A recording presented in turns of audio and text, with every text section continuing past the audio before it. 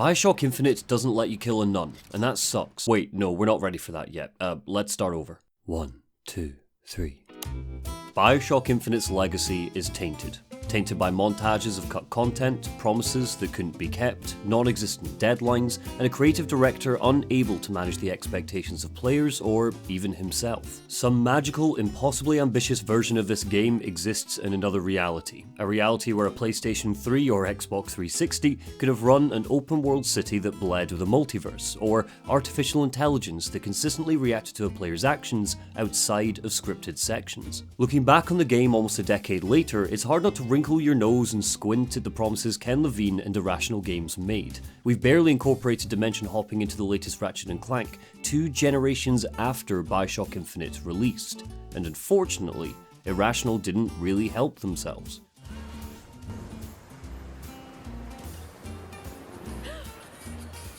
What did you do?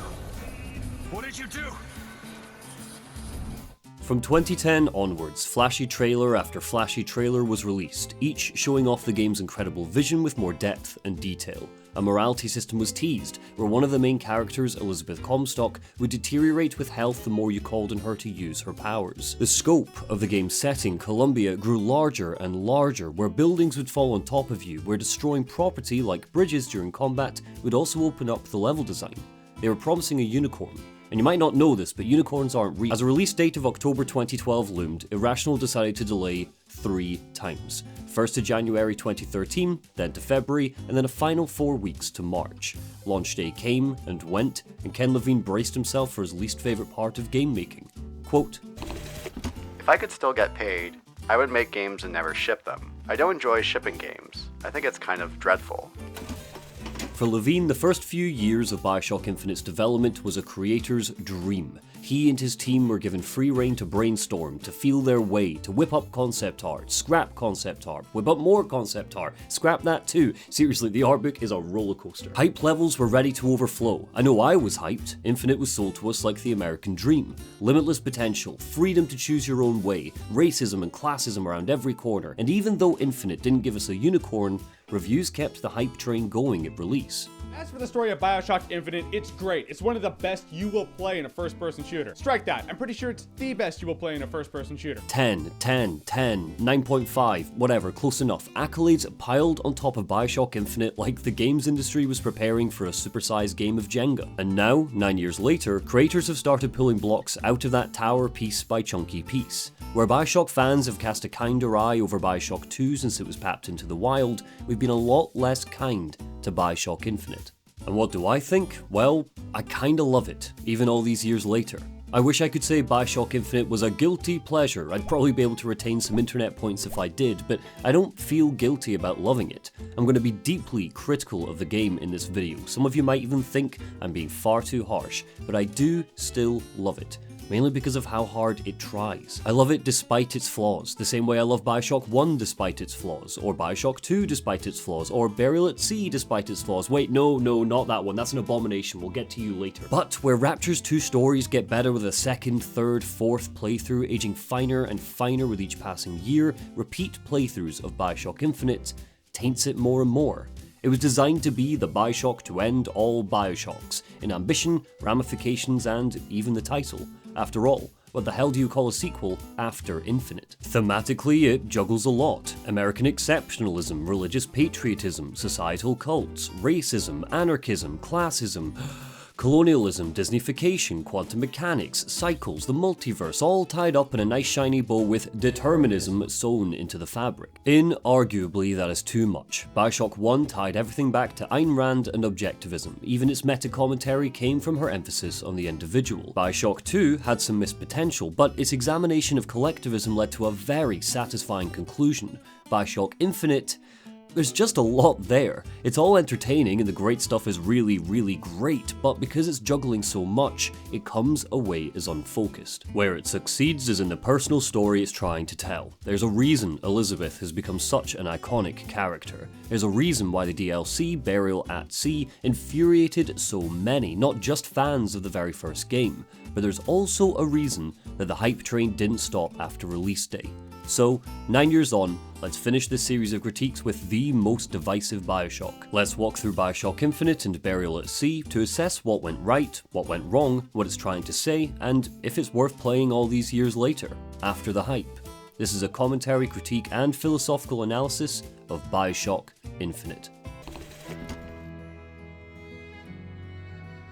Booker, are you afraid of God? No. But I'm afraid of you.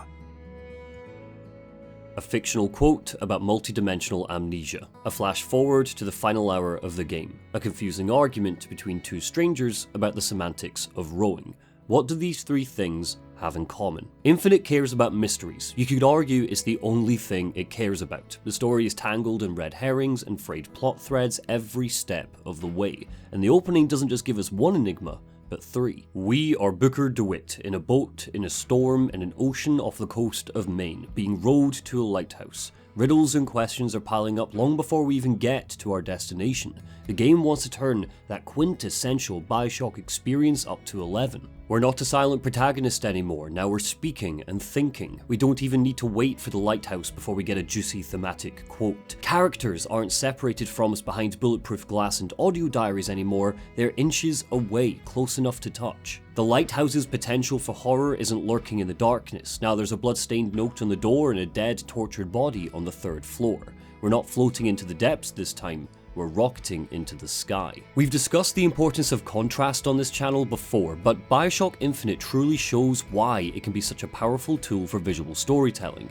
Bioshock 1 opened gloomily. No blood, just brass sculptures and neon signs winking in the distance to show off the riches of Rapture before the reality of its dystopia sank in. Bioshock Infinite is the complete opposite. The lighthouse isn't a glorious Art Deco tower, it's rickety and wet. There's a storm outside, rain battering the player and Booker to make us feel cold and isolated. Where Bioshock 1 goes from awe-inspiring to terrifying, Bioshock Infinite goes from ominous to glorious in just a few minutes. Hallelujah.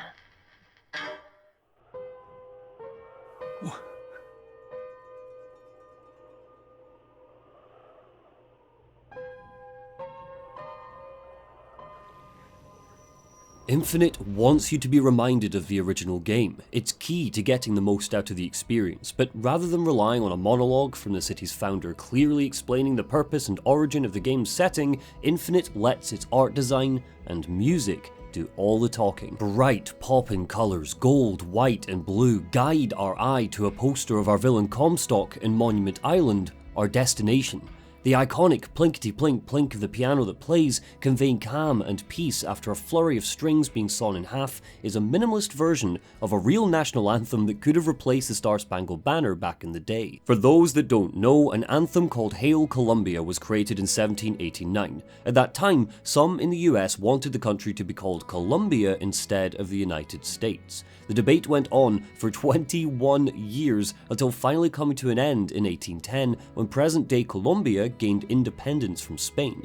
Kudos to 19th century Americans, they didn't want to steal a name from another country. It's a shame that we don't get to hear this national anthem for real though. It's referenced a few times throughout the game, but we never get to hear it being sung. The reason why this is a shame is because the lyrics essentially describe Colombia's fundamentals. Take the lines, "Let Washington's great name ring through the world with loud applause. Ever grateful for the price, let its altar reach the skies." Instead, Bioshock Infinite adopts a different musical theme, Will the Circle Be Unbroken, a 1907 Christian hymn written by Ada Habershon. A bop to be sure, but this does stand as just one of the examples where Infinite casts aside a socio-political theme, religious patriotism, in favour of its multiverse shenanigans. The circle isn't about America, it's about God, and about the circle of cruelty that surrounds Booker DeWitt.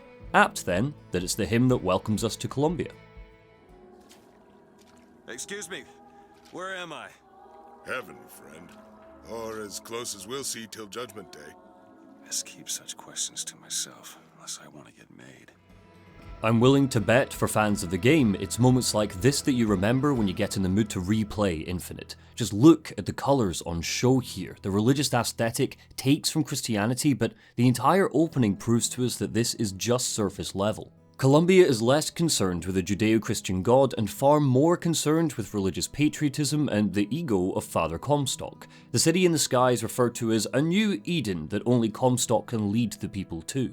The stained glass doesn't focus on Christ or parables from the Bible, they focus on the founding fathers and the so-called gifts they gave to the American people. The sword for liberation, the key for wisdom, and the scroll for knowledge. Colombia itself is built on the premise that the seed of the prophet shall sit the throne and drown in flame the mountains of man, a prophecy that speaks of Elizabeth not as an individual with agency, but as Comstock's seed. Yikes. During our playthrough, Colombia gives us a Comstock that is omnipresent through the statues and voxophones. This is a setting created by him, for him. It's a city built expressly for Comstock to forgive himself for his past deeds, and controlling that path to forgiveness is what drives him. Later in the game, we find a voxophone where he discusses Noah's Ark, and uses it as a parable not for God's wrath or the folly of man, but instead he raises the importance of a second chance. Even God gets a do-over. To pass into the city, Booker must follow the path of forgiveness. It's there, chiseled in stone. The game doesn't offer it up as a choice, he has to be washed of his sins before he can commit himself to the adventure.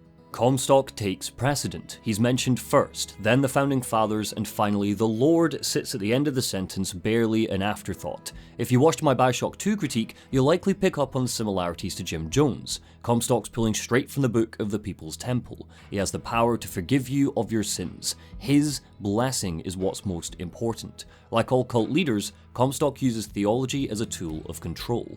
As he drowns, Booker has a vision of New York in 1984. Zeppelins rain down fire from the sky, drowning in flame the mountains of man, etc. Because he's a man out of time, ripped from his universe and thrown into this one, his memories are already beginning to fuse with Comstock's. What Booker is seeing is the vision Comstock glimpsed when he looked into a tear in reality.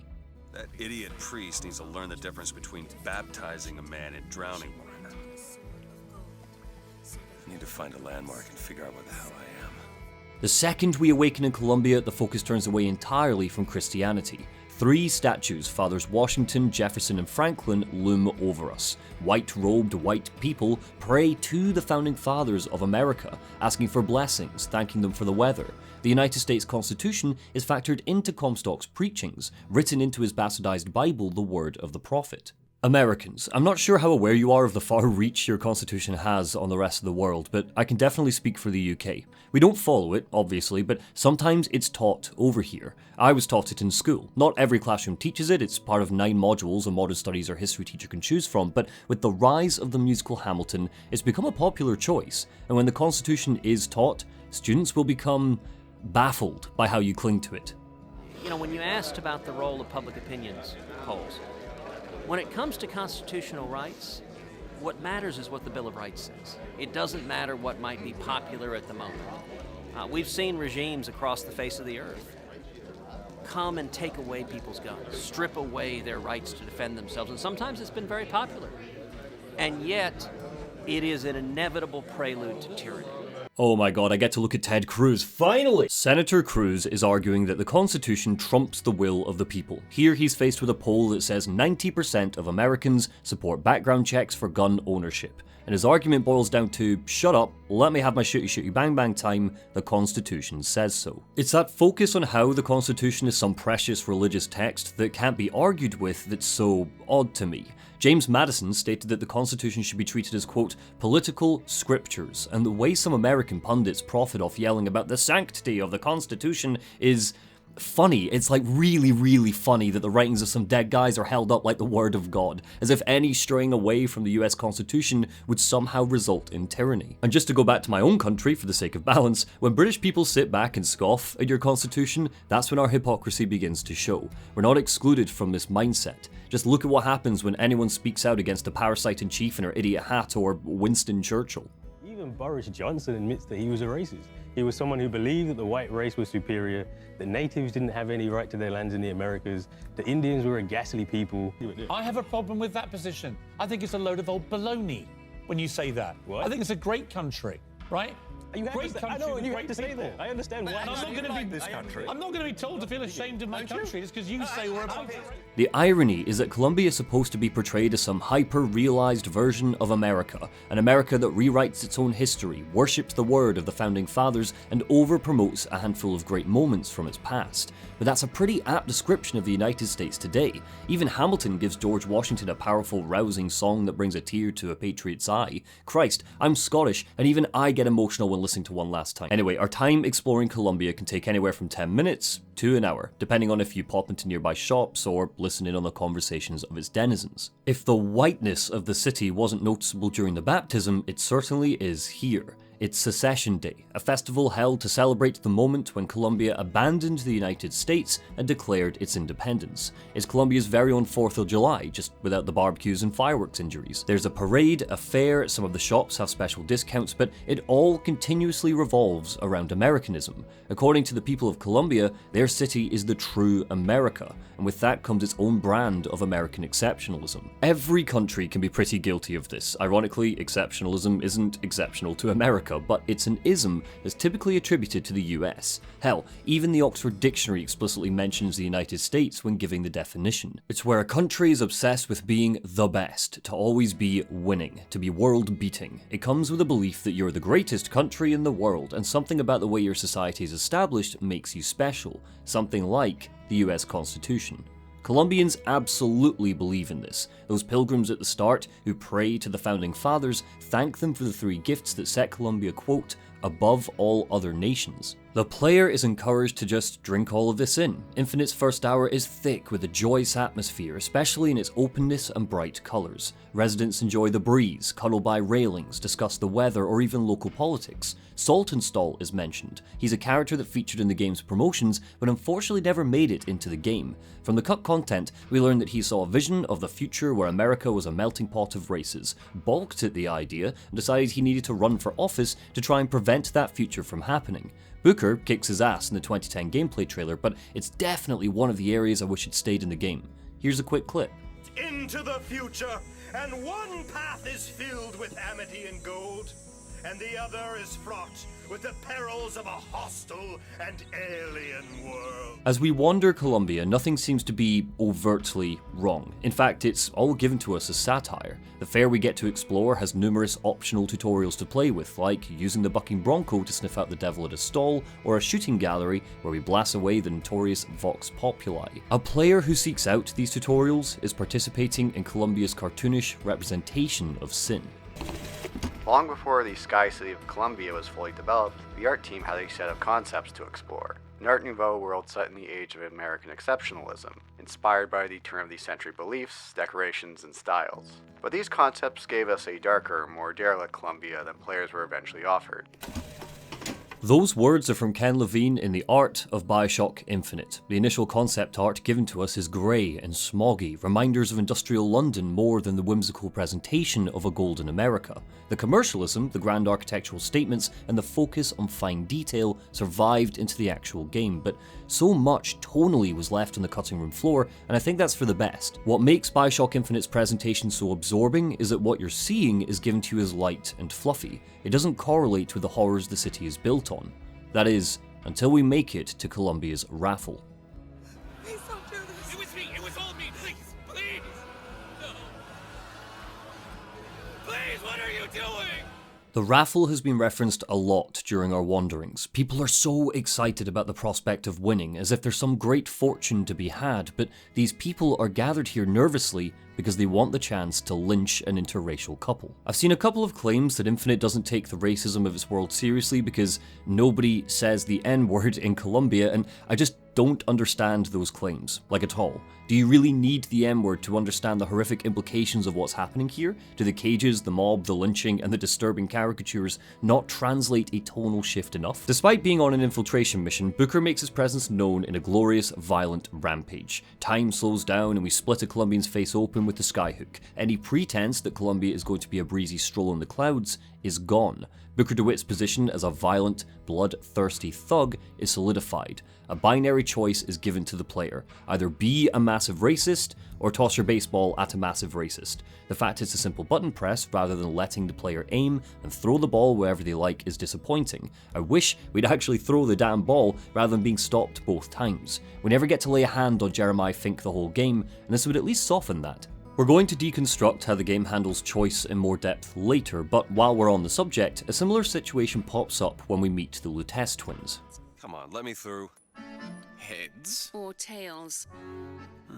Wandering through the funfair, we're eventually stopped by them, undertaking a thought experiment. Heads or tails, they ask, and we, the player, don't actually get to have a say. No matter what, Booker picks heads, because Booker always picks heads. According to Robert Lutece's board, 123 Bookers have picked heads, and 123 times it's correct. Constants and variables. It's a silly constant to have, but it's the first hint the player gets that certain events will always play out the same way across a certain number of universes. All roads lead to the twist, and the foreshadowing isn't necessarily subtle, but when has Bioshock ever been subtle? As our first hour comes to an end, we eventually meet Zachary Comstock in the flesh. White-haired and bearded, he's drastically different from the faces we saw during the game's promotional material. There, Comstock was younger, fresher, with dark brown hair and stubble on his chin, a look that was more reflective of Booker himself, but the team aged him up to show a more godlike demeanour, as well as to throw us off the scent that Booker and Comstock were in fact the same person. Comstock knows all of our sins. He mentions Booker's work as a Pinkerton, his savagery at Wounded Knee, and a name, Anna. Most players are likely to attribute this knowledge to Comstock's prophetic visions. He seems to know a lot, he seems to have seen a lot, and as a result, there's a detailed history of our main character that he's familiar with. What brought you to Columbia, Booker? Bring us the girl and wipe away the debt? This will end in blood, Dwight. Then again, it always does with you, doesn't it? It always ends in blood. For the first time ever, a Bioshock game gives us a living, breathing character in Booker, not a vessel for us to inhabit and give ourselves over to. We still have our mission, bring the girl and wipe away the debt, but things are suddenly complicated.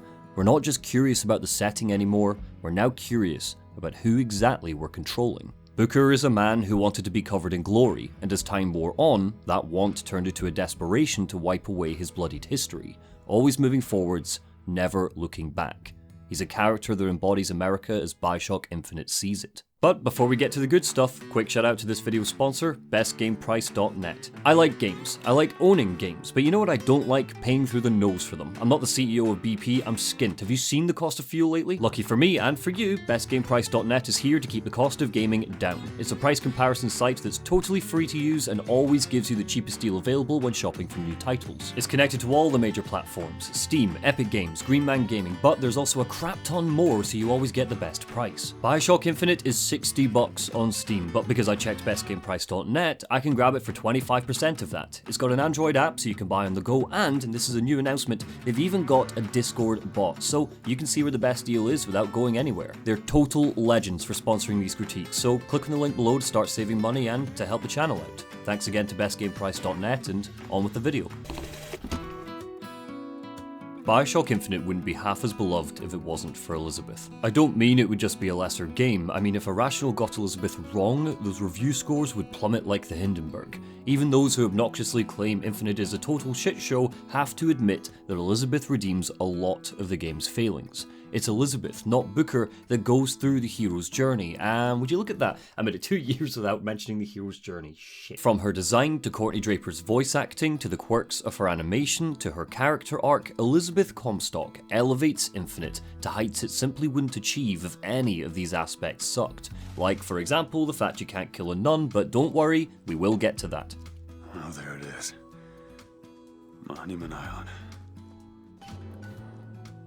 Wonder why they got her locked up in this place. Booker has arrived on Monument Island, that huge angel statue that we saw at the beginning, which means he's mere minutes away from meeting Elizabeth. The parallels continue here, both in the American iconography and in the Bioshock callbacks. The gigantic statue of the Archangel Columbia brings about thoughts of the Statue of Liberty. The island was even used to bring immigrants into Columbia before it was shut down. Elizabeth is constantly referred to as the Lamb, and Columbia's propaganda proudly defines her as some messianic figure, just like Eleanor was in Bioshock 2. Of course, this parallel could have come from Jordan Thomas, B2's creative director, who was a lead writer on Infinite and wanted to make sure his Bioshock game wasn't forgotten in the callbacks. After a pulse-pounding race through Columbia's homes, the game returns to quiet exploration again. There's no fighting for about another hour because Monument Island is barren, having been abandoned just a few years ago. We get a full tour of the experiments conducted on Elizabeth before we meet her. The signs call her specimen, further dehumanizing her. Graphs and diagrams show her growth over the years. Surgical tools show the studies undertaken by Rosalind Lutece. It's all here to build up empathy. Elizabeth is the driving force of the narrative. If we don't like her, then the whole game crumbles like sand. Luckily for us, she rocks our freaking socks off. Her oppression can be seen through the lens of the American philosopher Marilyn Frye. I'm not going to argue that Ken Levine sat down and read her essays, but there's a perfect line from her piece Gender Basics, Feminist Perspectives on Women and Men that sums up Elizabeth's lived experience. Quote, "The living of one's life is confused and shaped by forces and barriers which are systematically related to each other. They catch us between them and restrict motion in any direction. It is the experience of being caged in." Elizabeth can't leave her tower, and other forces, Comstock, Lutece, the founders, control every aspect of her daily life. Even when she escapes the tower, it is a long time before she gets out of the psychic cage she's trapped in. The symbols of birds and cages are hardly unique to Infinite, but their reinforcement across the game makes it all the more powerful when she and Booker destroy Monument Island and the siphon that restricts her abilities. Your faith in Booker might waver, but you never stop rooting for Elizabeth. You never stop wanting her to get out of that cage. Not here to hurt you. Who are you? My name is DeWitt. I'm a friend. I come to get you out of Get here. away!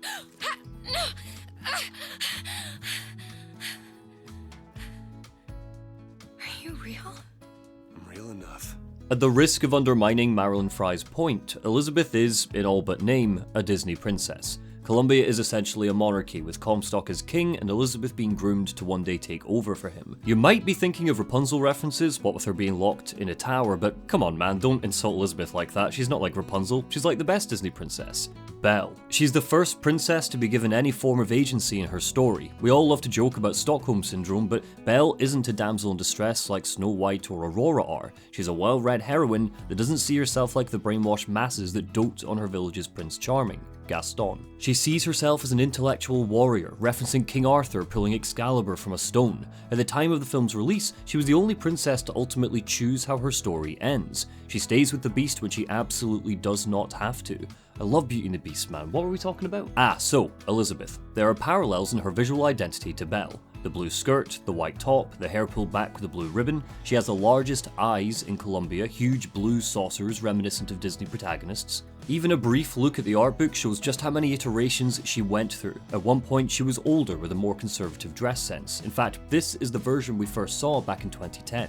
Getting her right was so important to the game's development that artists even sketched her at a young age to make sure they covered her full lived experience. The tower she's locked in does bring to mind Rapunzel's tower, but we've also got the tower where the Beast keeps Belle locked away. When we meet her, she's in a library with a nose in a book, and she's developed a reluctant affection for her warden, Songbird, just like Belle does at the midpoint of Beauty and the Beast. No wonder she wants to get to Paris. She probably wants to kill Belle and take her place. She shares Belle's romantic view of the world, coloured by the books she's read. There's a moment later when the Vox Populi are waging war on Comstock and his band of aristocrats, and she remarks with excitement that it's just like Les Miserables, thinking of gallant heroes and brothers in arms, unaware of the violence a revolution of this scale necessitates. This comparison is purposeful. Ken Levine has admitted to as much. In a 2013 interview with Fast Company, he said, "What Disney princesses do is sing a song to show us who they are in just a few minutes. You can't do that in a game, so I struggled with that."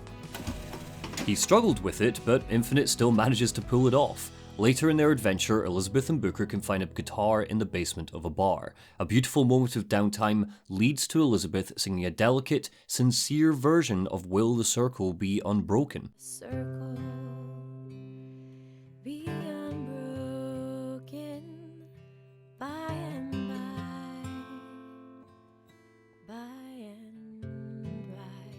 So if Elizabeth is Belle and Songbird is the Beast, what does that make Booker DeWitt in this new twisted take on the story? Well, in the world of Infinite, no one drinks like Booker, no one fights like Booker is Gaston if Gaston tried to rescue Belle before she fell in love with the Beast. He's not a nice guy, something we're reminded of time and time again. His scarred history aside, he's initially positioned as the hero of the story because this is a first-person shooter and he's on the box art. But when he comes to Columbia, he's not necessarily on a rescue mission. He doesn't know Elizabeth is having a bad time in the tower. He thinks he's here to kidnap her, whether she wants to go or not. He's violent and thick as mince, and when they first meet, he sees Elizabeth as an object, just a means to wipe away his debt. He uses his brawn, not his brains, to get out of every situation. Do you hear that? It's music. You go on, I just need to... Okay, I won't be long. I won't be long, Mr. DeWitt. Rescuing Elizabeth, Songbird intervenes and tears apart Monument Island in an effort to stop us. We awaken on a beach in the clouds. Battleship Bay. Booker convinces Elizabeth to help him hijack an airship, promising they'll go to Paris together. And this, I would argue, is where the game truly begins. Elizabeth breathes fresh life into Columbia, but there's a melancholy that comes with seeing her interact with the world. She's excited, she's dancing, she's exploring oddities that lie in the environment, but all of this cheer, all of this joy clashes with the horrific, systematic racism and bloodletting that we know goes on underneath. The concept of Battleship Bay is incredibly cool. The illusion of an ocean in the sky is peeled back if we explore, finding the pipes and rain catchers that pour water out to give it the illusion of a beach. We're still not in combat mode. The people catching some rays don't know who we or Elizabeth are just yet. And what this means is we get a nice, long period to just enjoy our time with our new companion. This was priority number one for the team when designing Elizabeth. They wanted us to enjoy being in her presence, not frustrated with an hours-long escort mission. Elizabeth's behaviour is one of those brilliant coincidences that the game industry seems to trip into every 5 years or so. The Last of Us released just a few short months after Infinite, and immediately 2013 became the year that escort missions were cool.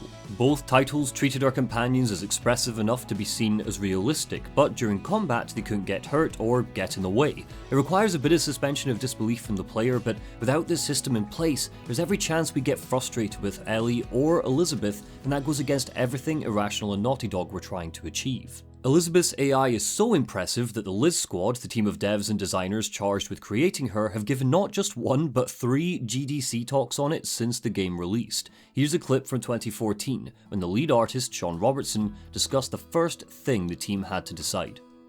So before we figured out anything, before we figured out personality, before we figured out appearance, before we even talked about technical constraints, the first question that we asked, believe it or not, was, can she talk? This is just a microcosm of how many iterations Infinite went through. The thought of a Bioshock Infinite without a curious, questioning, personable Elizabeth who talks to us is, well, that's not a reality I want to be in.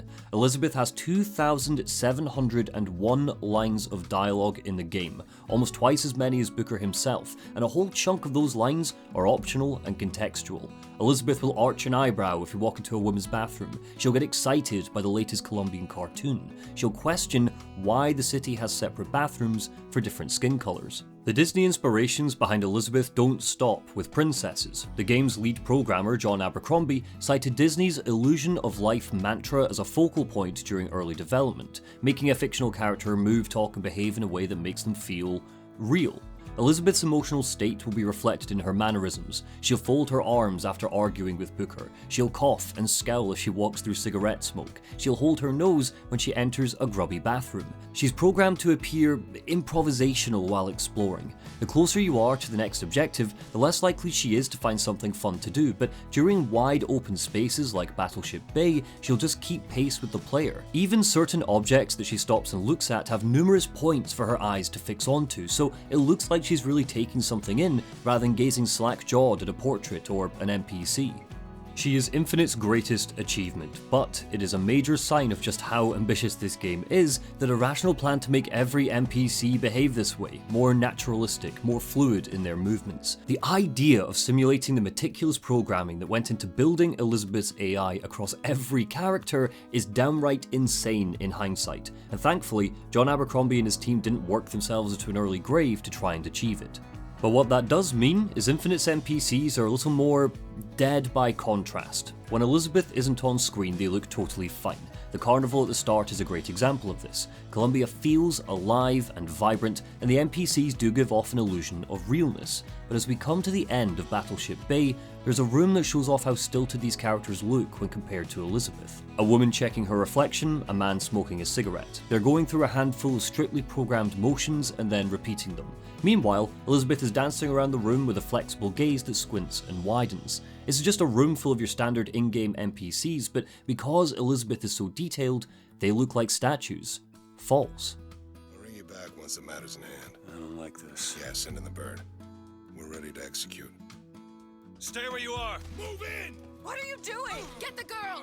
Get off of me! In combat, Elizabeth is a part of your team. She'll toss ammo, health, and salts to Booker whenever we're running low. Originally, this was programmed to only happen when the player asked her for help, but thankfully Irrational noted that this broke up the flow of combat too much. You'd need to hunker down behind cover, find her, and request some help. Instead, Elizabeth will invisibly summon what we need when we need it. We can't exploit the system either because she acts on an unseen cooldown. It means there's a reliance on her. She's independent. We need to work with her rather than control her, and that adds to this illusion of life that the Liz squad were so concerned with. Her smarts and book knowledge translate to gameplay too. She can crack ciphers to uncover secrets and unlock doors to optional rooms and shops. From a character and companion standpoint, this keeps her relevant outside of story beats and battles, but there was too much focus on these two modes of exploration. Elizabeth is a powerful enough presence that she doesn't need to be the only means of progression that we have. Unnecessarily, it takes agency away from the player when her inclusion could have been far more harmonious. But we'll get to that. Do you understand the expense that people went through to keep you locked up in that tower? You think people like that are just gonna let you walk away? You are an investment, and you will not be safe until you are far away from here. What do they want from me? I don't know. One thing I've learned. If you don't draw first, you don't get to draw at all. Seeing Booker's violent nature for herself, Elizabeth is distraught. Like Fiona seeing Shrek remove his helmet, she's realised we're not the Prince Charming we first seemed and shuts down. Over the course of their journey together, Booker will pass on a fair few lessons to her. He starts here. Always strike the first blow. And during their time together, we'll see Elizabeth begin to listen to him.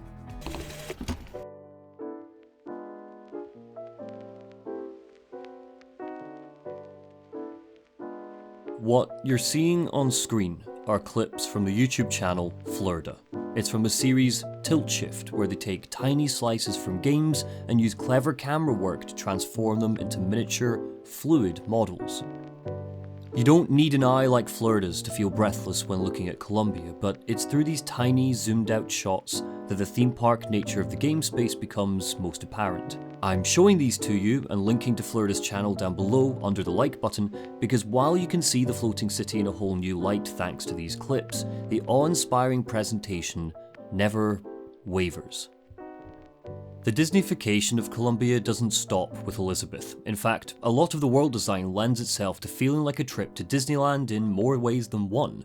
Our next stop in the mission to board the First Lady's Zeppelin, Hall of Heroes, shows this off best, so it's a great chance to explore to more detail. The Hall of Heroes is where we get a deeper look into Columbia's history, or rather, a version of history that Columbia wants to tell. This is all a fantastic return to American exceptionalism, a whole level themed around repackaging and selling a nation's past to the population in an effort to make your story more palatable. In my previous Bioshock videos, I highlighted how people like Ayn Rand wrongly attributed the achievements of other nations to America. Rand claimed that the television was invented in the US, but it's Disney that has been a catalyst for American revisionism, whitewashing a bloodied history. Hall of Horrors, that's pretty good. If we want to get access to the airship, Booker and Elizabeth will need to nab the Shock Jockey Vigor, Infinite's version of the electroplasmid from the previous games. But the last drops of it are in the possession of Cornelius Slate, an old soldier that Booker once served with at Wounded Knee. Fighting to Slate takes us through gift shops, exhibits, mascots, propaganda, food carts, and cafes. The Hall of Heroes is pitched as a museum to remember the soldiers who died in battle, but really, the whole section feels like an amusement park, and Comstock has slathered his own version of history on every wall. I don't think it's a mistake that one of the earliest pieces of concept art we can find shows a Columbia welcome center that looks just like a Disneyland resort. A statue of its founder beaming with a big smile, ticket booths, an open walkway. Ken Levine actually thought this was too on the nose, so the welcome center was changed entirely, which is hilarious because the game's opening still feels like Disneyland. The rail system used to transport cargo looks like a roller coaster overhead. Monument Island doesn't just bring to mind the Statue of Liberty, but Disney Castle. The fireworks, the parade, the carnival, the mascots, it's a festival designed to make Columbia feel like a theme park. With hue and cry, with hatchet red, they danced amongst our noble dead. But when our soldiers took the field, the savage horde could only yield. So, a quick history lesson. In late 1890, a popular movement known as ghost dancing had resurfaced among the Lakota tribes of the Midwestern United States. The movement advocated the return to Native American culture and pride, as well as the expulsion of invaders who took their land. The US government feared the movement could inspire an uprising, so sent in the army to prevent this by seizing the Lakotas' weapons. Their chief, Sitting Bull, was murdered. Roughly 350 Lakota tried to flee, but were intercepted and directed to a camp called Wounded Knee. There, it's reported, the army forces opened fire on the camp with 4 Hotchkiss mountain guns and a light artillery gun. Unarmed, Native Americans were cut down by fire from the hills. Survivors attempted to flee, but were hunted down and slaughtered by the rampaging soldiers. Some bodies were found miles away from the camp. According to the Hall of Heroes, this massacre was a good thing. We see cartoonish depictions of Native Americans scalping innocent people. Cardboard cutouts leap out at the player, snarling and bloodthirsty. The soldiers who opened fire are portrayed as heroes. Native Americans are yet to get their 21st century Disney glow-up, even if we can call it that.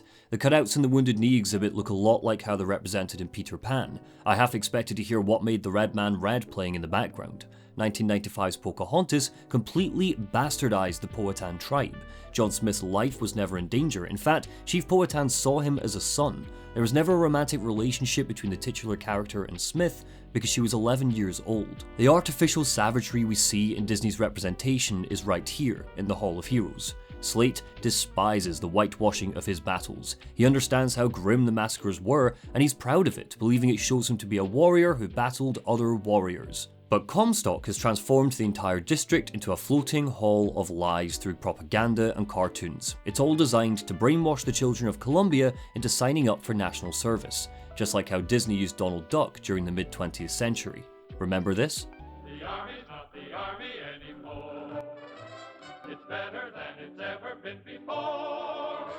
You used to walk a mile for beans, but now they bring them to you, and all the generals say hello as though they really knew you.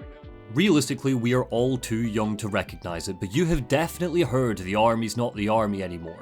Disney's penchant for friendly characters smiling through conflict and tragedy is what defines the tone of its cartoons, even today. Always light and fluffy, even when commenting on real-world events. Similarly, Columbia's created its own mascots to push its message. Dimwit and Duke takes the classic Goofus and Gallant messages from back in the day and turns them fascist. The Songbird, a gigantic mechanical monster that could rip your throat out, has cute, stuffed versions of it being sold to children. Christ, say what you like about Andrew Ryan, but at least he didn't commission plushies of Big Daddies. Jesus Christ, 2K! The Mechanical Patriots, Comstock, Washington, Franklin, and Lincoln sit in booths when not in combat, speaking in rhymes about Columbia's history. They don't just rattle off dates and facts, they use incredibly emotional rhetoric and racist language, describing all non-white races as stereotypes. The Patriots hark back to Disney's Hall of Presidents, where we see animatronic, great leaders from America's past, like President Jackson, who called mixed-race people half-breeds, or President Johnson, who blocked civil rights votes for African Americans, or how about George Washington,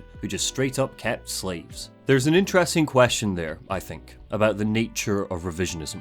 I'm flagging the disturbing words and actions of 3 historical figures here, but when we create a museum exhibit or raise up a statue, what takes priority in how we remember them? The good they did, or the bad? Does every word of praise for Winston Churchill need to mention the Bengal famine in the same breath? What's the rule of thumb in how we remember these people? An answer like, just present the facts is untenable because you can't present all of the facts every time. There's simply too many variables that make up a person's life to acknowledge them all in a biopic, or a biography, or a documentary, or a statue. If I focus more on the fact George Washington kept slaves than the fact he publicly denounced it in the Fairfax Resolves, is that a form of revisionism in itself? If I only tell you that President Johnson voted against civil rights bills for 20 years, but failed to mention that he was the president who eventually passed the Civil Rights Act, is that revisionist of me? Christ, I've mentioned revisionism almost 100 times in this video, and I haven't flagged that the phrase stemmed from Marxist-Leninist infighting over their sociopolitics because I don't think it's relevant.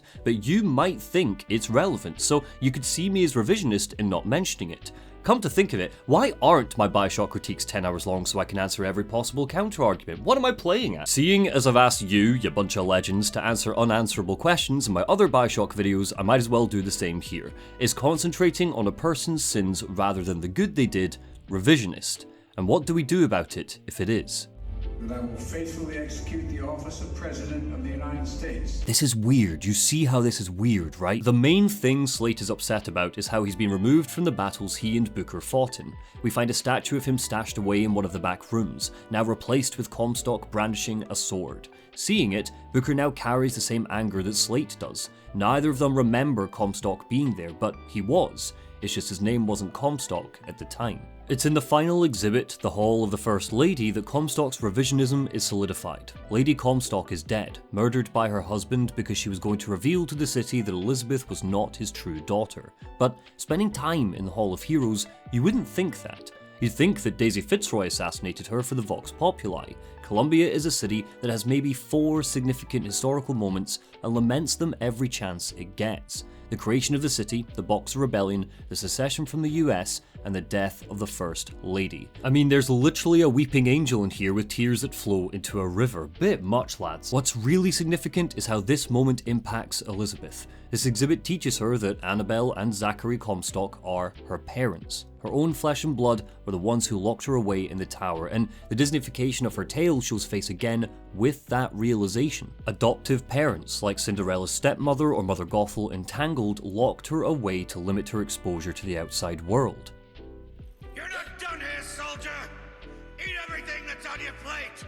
Finish it! Finding Slate, we're faced with what seems like a really serious choice, with potential ramifications for later in the game. Similarly to Bioshock 2, a larger-than-life figure in our fictional city leaves our fate in his hands. There's no fight here. We don't really lay a finger on him. He's exhausted and losing his mind. If we kill Slate, that's the end of that. We wipe the blood from our hands and go on with the adventure. If we spare him, he appears later, locked in a jail cell, broken and likely lobotomized. No matter what, Elizabeth ends up believing that sometimes you have to do whatever it takes. Booker's second and arguably most important lesson. The pair get the shock jockey and with it, access to the First Lady's airship. Booker cranks on the coordinates to New York, believing he can trick Elizabeth into thinking they're on the way to Paris, but in his arrogance, he underestimates her. North by 74 west.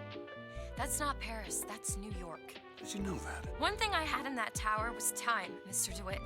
Time to study things like geography. I owed money, and there's a fellow. He offered to wipe away my debt in exchange for you. Come on, everything's gonna be okay. Will you just turn around and talk to me, and we can... I'd like to take this opportunity to apologise to Bioshock 2. I still stand by everything I said in that critique, but holy hell, Infinite's level design makes it look like a goddamn masterpiece. Returning to Columbia made me feel like I'd spent 2 hours ranting about how crap a reliant Robin was before getting into a Tesla that exploded. Elizabeth ditches us and we're forced to make a deal with Daisy Fitzroy, anarchist leader of the Vox Populi. There's a really fun bit of writing where DeWitt turns to her and says, "This is my airship you're hanging me out of," and Daisy replies, "You sure? Cause it looks like Comstock's airship to me." Ha ha ha. Foreshadowing. Fitzroy will give us back the airship if we meet up with Chen Lin and get a bunch of guns and tools for Daisy's people. A simple bargain that forces us to reunite with Elizabeth and form a reluctant partnership. Elizabeth realizes that we're her only way out of Columbia and agrees to tag along for now. Conceptually, Finkton, our new level, is awesome. It's a factory town that also serves as a prison for Columbia's criminals. Much of it is dominated by factories, ornate clock towers, and lavish statues of the P-Dick industrialist Jeremiah Fink. It's as close to Fort Frolic as Infinite ever gets. There's even a staged fight in the same vein as what Sander Cohen or Alex the Great would have set up. Columbia's working class is non-existent. The unfortunate souls that eke out a living in Finkton are one rung lower on the ladder, a slave class. African Americans, Irish people, Asian people, any kind of foreigners are all down here under the jackboot of the industrialist Jeremiah Fink. 10 minutes bid, now 10, will you give me 9? 9, I bid 9. Bid, now 9, will you give me 8? 9 minutes bid, now 9. 8 minutes bid. Time is the current that runs through Finkton. Every statue of Fink has him holding a stopwatch. The propaganda references how time is money. There's a humongous custom-made clock that doesn't break up the day in hours, but in actions. Work, prayer, leisure, portraying Jeremiah Fink as your classic factory watchman from a Dickens novel. But Finkton is very much based in history. The auction we see, where workers pitch themselves as being able to complete a task in the least amount of time, isn't something that happened, but it's damn close. Workers would auction their wage. I'll do this for 15 cents, I'll do this for 10, but because Fink doesn't pay a real wage, what he values is time. The stiff and robotic animation of Columbia's NPCs is a benefit here, not a distraction, because Fink has robbed the slave class of their autonomy. They scrub the floors in unison, they hammer nails in a matching rhythm, they don't get paid real money for their work, instead it's company tokens. This really happened. It was called scrip in the US or trucking in the UK. Thankfully we got rid of this practice in 1887, but the United States didn't outlaw it until 1938. And because Jeff Bezos is a parasite with the moral compass of a mosquito, Amazon twisted these rules so that its financial bonuses were replaced with vouchers, you guessed it, for Amazon. If Columbia was on land instead of the clouds, pretty much everything about its sociopolitics would sit snugly with America in 1912. And in some cases 2022. Before Booker and Elizabeth resume their partnership, we need to chase her through a dockyard, where she uses tears to slow us down. These linear chase scenes are here to seamlessly transition to the next hub area, keeping the pace of Infinite's rollicking story, but they are used far too much. We'll do this a few times. Songbird destroying Monument Island, Elizabeth getting upset with Booker's violent nature, Elizabeth getting upset that we tried to trick her. When people describe Infinite's level design as decidedly linear, it's these moments that spring to mind. Bioshock Infinite wants to be fast. It does slow down, like during our time on Battleship Bay, but because Booker and Elizabeth are on the run, it doesn't want to give us time to soak in its levels. Structurally, that's fine. A Bioshock game doesn't always need to have a thick, plodding structure as much as I prefer it, but when the game does take us off the leash, what we're met with is level design that funnels you. Come back at showtime! When's showtime? Come back at showtime! Guess we should come back later.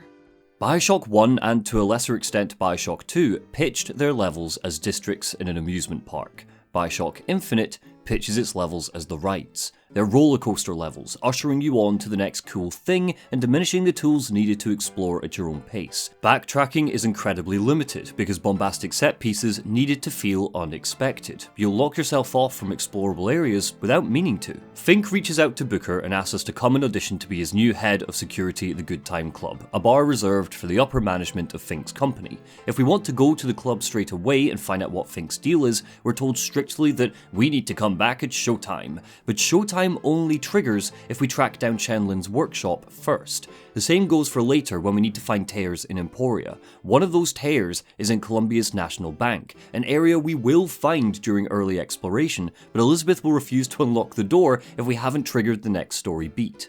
There's no map now because progress through a level is always so clear. Instead, there's some diegetic signposting which is great for adding to the sense of realism, but it isn't used enough to feel valuable. The quest arrow has thankfully been tossed in the bin where it belongs. If you, somehow, need help in finding your objective, a quick tap on the up button spawns an arrow that gives you the general direction. This is a major improvement, and while I'm going to rail on Infinite's level design a little bit, it's one of the best quality of life improvements when assessing the three games together. During development, Irrational painted the picture of a Columbia that was open, not divided by levels. An open world flying city we could explore, and I am so glad they didn't commit to an open world. I think it would simply be impossible to tell a tightly paced story if we could use the Skyrails to travel from the Welcome Hub to Finkton in just a few minutes. But I wish they went back to Rapture's wide linear design instead of linear. There are secrets. The bar basement where Booker and Elizabeth find a guitar and sing a verse from Will the Circle Be Unbroken is just one of them. There are plenty of voxophones, some of which are absolutely vital to understanding what the hell is going on, always out of reach. There are even moments where the levels are nice and spacious. I'm thinking of the plaza we can explore prior to the Hall of Heroes. We can either shoot our way through or calmly wander around, checking out the gift shops along the way. Sky rails sit overhead, and we can use these to get to vantage points where voxophones wait, but these moments only really happen once or twice, and when they do, there isn't actually all that much to see. Finkton is a great example. This courtyard where the auction takes place has just 3 places to go: the slums, Chenlin's workshop, or the Good Time Club, which makes the space feel limited. There are secrets to find, but how we get to them is dull. For example, after we get Shock Jockey from Slate, there are 3, count them, 3 places we can use it in the entire game. 1 is mandatory, summoning the gondola to progress, 1 opens a door to ammo and gear, and 1 gives us a voxophone. Outside of the Hall of Heroes, we will never use Shock Jockey to open up new pathways, and none of our other vigors can be used in this fashion either. Where's the automated ticket booths that we can use possession to get past? Where's the ice that can be melted with Devil's Kiss? Where's the shutters that can be lifted with Bucking Bronco? Where's the rubble that can be knocked down with Charge? Where's the— I'm not done. Where's the wall of flames that can be cleared with Undertow? Bioshocks 1 and 2 didn't have an exploratory use for every plasmid, just Incinerate, Electrobolt and Telekinesis, but this is Bioshock Infinite. It's the 3rd game in the series, it's the Bioshock to end all Bioshocks, etc, etc, etc. So why aren't Irrational doubling down on player freedom and creativity in how we get around? Think you can crack this one open? Looks easy enough. I used to work for folks like Fink. Really? And I was with the Pinkertons.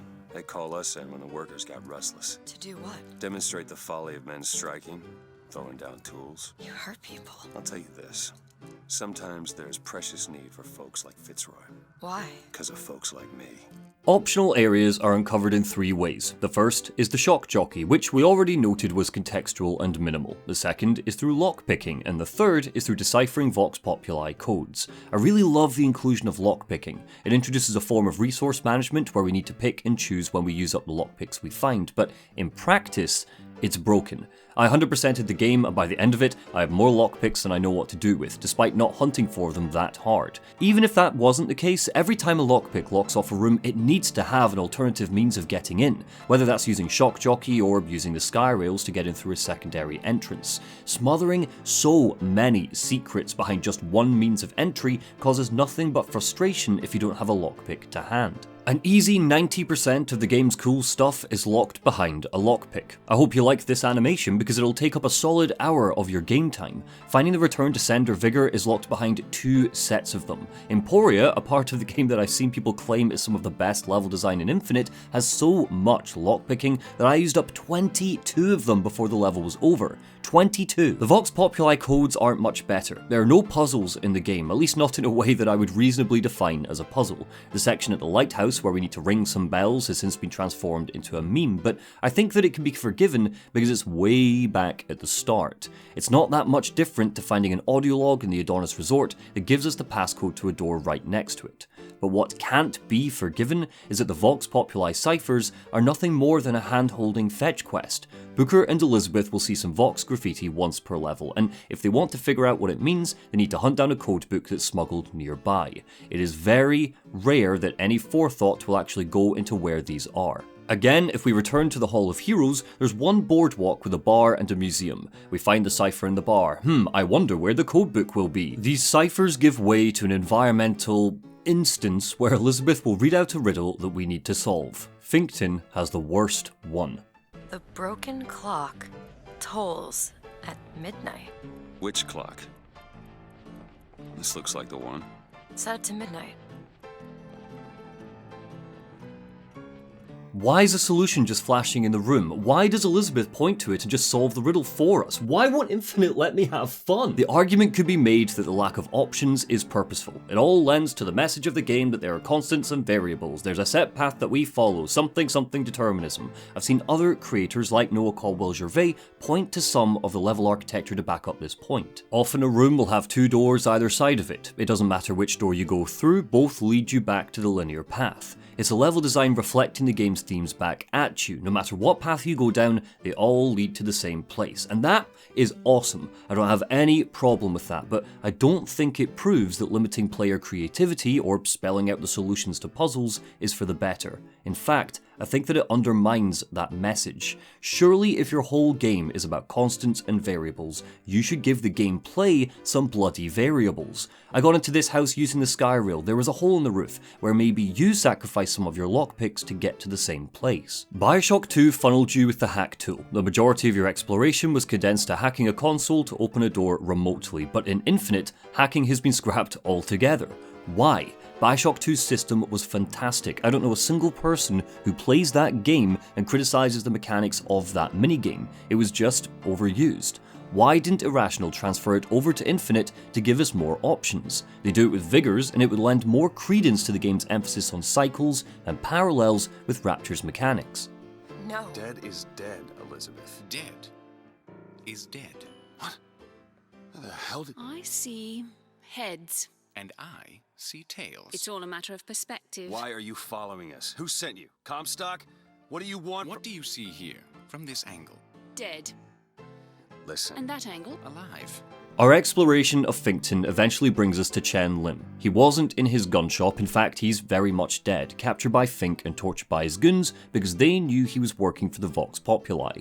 No gunsmith means no deal with Fitzroy, and no deal with Fitzroy means no airship. There's a great bit of contrast between Elizabeth and Booker in this scene. Booker's pissed because the job's been ruptured. He doesn't feel any sympathy for Chen Lin or his family, he's just annoyed because he's been inconvenienced. Elizabeth falls into a state of grief. Thankfully, the Lutesses are here to make everything okay.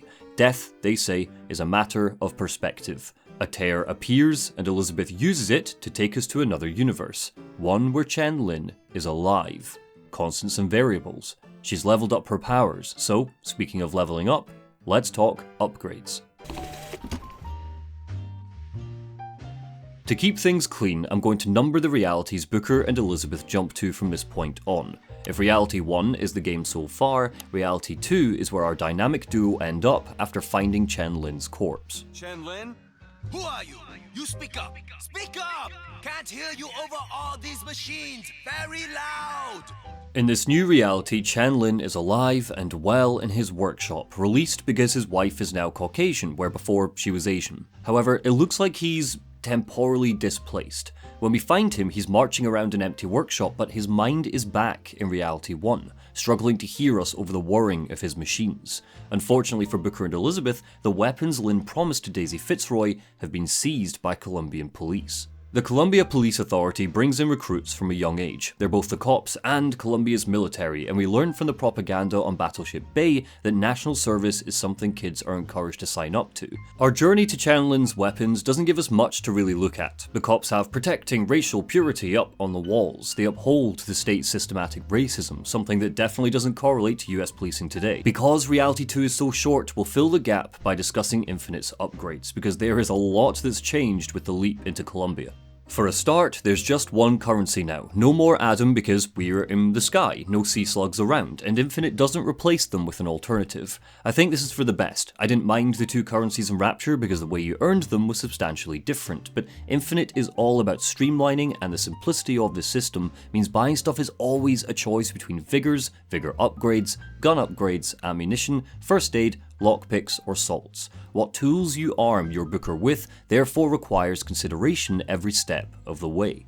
Infusions and gear can't be bought. They can only be scavenged in the world. However, in the remastered version, we're given a restaurant that dumps a crap ton of these onto Booker and won't let you leave until you've taken them all. I appreciate it, Infinite, but it's hard not to feel like Bruce Bogtrotter being forced to eat cake. Infusions give us the option to increase our shield, health, or salt bar. There are 24 in total, and I love the justification for this. They were created by the Lutesses, so they're flitting between realities. That's why you get your choice. The fact you can't buy them majorly incentivizes exploration, which is fantastic. It's just a shame then that again they're typically hidden behind doors that need a lockpick. Gear comes in the form of clothes, where in the past they've been gene tonics, and this is, lore-wise, less cool. Where does this gear come from? Why is a top hat infused with the ability to set enemies on fire? Did Fink make these? It's hardly a deal breaker, but Infinite wants you to think of Rapture to draw comparisons, and when these are the comparisons it makes, it comes off as a lesser game. The Gene Tonics commissioned by Frank Fontaine and Andrew Ryan had express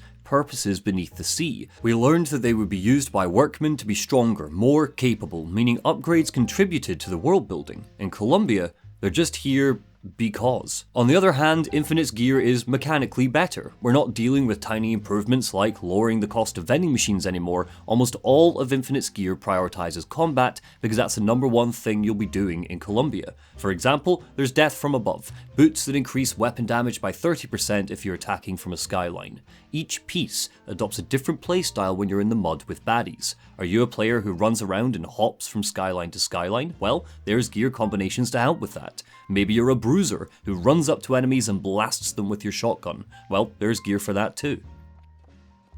Well, we sure as hell aren't gonna be able to carry all this back to the shop. God, we didn't think this all the way through. What is that? It looks like a tear to another version of this room that doesn't have any tools in it. Booker and Elizabeth find Chen-Lin's weapons in an evidence locker, but of course, there's so many of them that they don't know how to transport them to Fitzroy. Thankfully, and not at all because of convenience, there's a tear here too, leading to a universe where the weapons are back at the gunsmith's workshop. So Elizabeth opens it up, and we jump into reality number 3. But that's not all that's different here. The revolution is in full swing. The Vox Populi are raising hell on Finkton. They've got their own skyships now. They've already got a hold of Chen-Lin's weapons. Fitzroy isn't just leading an uprising, she's leading a full-scale war against Comstock. The Booker of this reality is dead. He took up with Fitzroy's cause and died a martyr. He still came to Columbia with the same purpose, bring the girl and wipe away the debt, but he got caught up in Fitzroy's movement. He was a hero of the people. This reality's Elizabeth has been sent away by Comstock to protect her from the Vox Populi. But get your butts onto the butt train because that's not the full story. Despite our Booker having his memories fused with revolutionary Booker, painting him as the golden boy of the Vox Populi, this universe's Booker wasn't a hero. We find voxophones where he details his crusade, and we get more insight into the man that he was. He didn't care about Fitzroy's revolution, it was all just a means to an end to find Elizabeth. His goal didn't change, but his fate did. Looks like I got a friend in town after all. Slate. He's fell in with these Vox Populi, and for irregulars, I will say, they are loaded for bear. Problem is, I gotta help them with their damn revolution first. Then we take Comstock House by storm. I do that, I get the girl. Booker and Elizabeth realise that they still need to get to Daisy, hoping that she'll still honour the agreement that Reality 1 Daisy made, which is a stupid plan, but sure, whatever. However, this universe's Daisy Fitzroy is more anarchic and more dangerous. When reports get back to her that Booker's still alive, she accuses us of being an imposter and sends her men after us, meaning it's the Vox, not Comstock's men, that we need to fight to get to her. There's more to say on this, a lot more, but for now, let's go back to upgrades. The evolution of guns is a major step back from past titles. We can still buy enhancements at vending machines, but they don't change the visual identities of the weapons anymore, which completely breaks my heart, because that is one of the best things about Bioshock's upgrade system. Why would you do this to me, Ken? Why? Because we can't carry all of our weapons anymore, relegated instead to just 2 at a time, it makes it hard to become attached to your favourites. Why even bother spending $500 on your shotgun if you're going to need to chuck it halfway through a fight when you run out of ammo? And that's saying nothing of the inconsistency of the game's economy across the vending machines. This was a small issue in Bioshock 1, it popped up maybe a couple of times, where certain items or upgrades were priced differently depending on the level you're on, but there doesn't seem to be any rhyme, reason, or rationale about how much stuff costs in Infinite. There are 3 machines in total. The dollar bill, which is a stupid name considering Columbia doesn't use dollars, it uses silver eagles because it abandoned the United States. Minuteman's Armory, which is my favourite because it speaks in a gruff, rigid voice talking about protecting your women and children. And Veni Vidi Vigor, which loosely translates as, I came, I saw, Vigor, showing Fink bastardizes foreign languages just because they sound pretty. Stuff in Colombia is obscenely expensive, but I do appreciate this. Even if you ransack everything, even if you hijack every vending machine, even if you catch every coin Elizabeth tosses you, Colombia's economy is so costly that you simply won't be able to buy every upgrade. There's a reason there's no trophy for getting every single one. It forces you to choose and improvise your playstyle depending on what you can afford. I love all of this. What I don't love is how the vending machines are so random. At one point, an upgrade to the possession vigor costs 50 silver eagles. Then it disappears from a bunch of vending machines if you don't get it, and then later in Emporia it suddenly costs 1600. Why? If the idea is to simulate a realistic market where certain items will be sold out, I'd like to kindly tell the dev team to shove that idea, because this is a video game and what it truly means is Booker can't plan ahead. I can't afford this upgrade now, I'm short $100. I'll progress through the story and buy it at the next machine. Wait, why is this upgrade suddenly not available? Is this it? Is this your movement, Daisy? This is what needs to be done. You see, the founders ain't nothing but weeds. Cut them down and they just grow back. If you want to get rid of the weed, you gotta pull it up from the root. It's the only way to be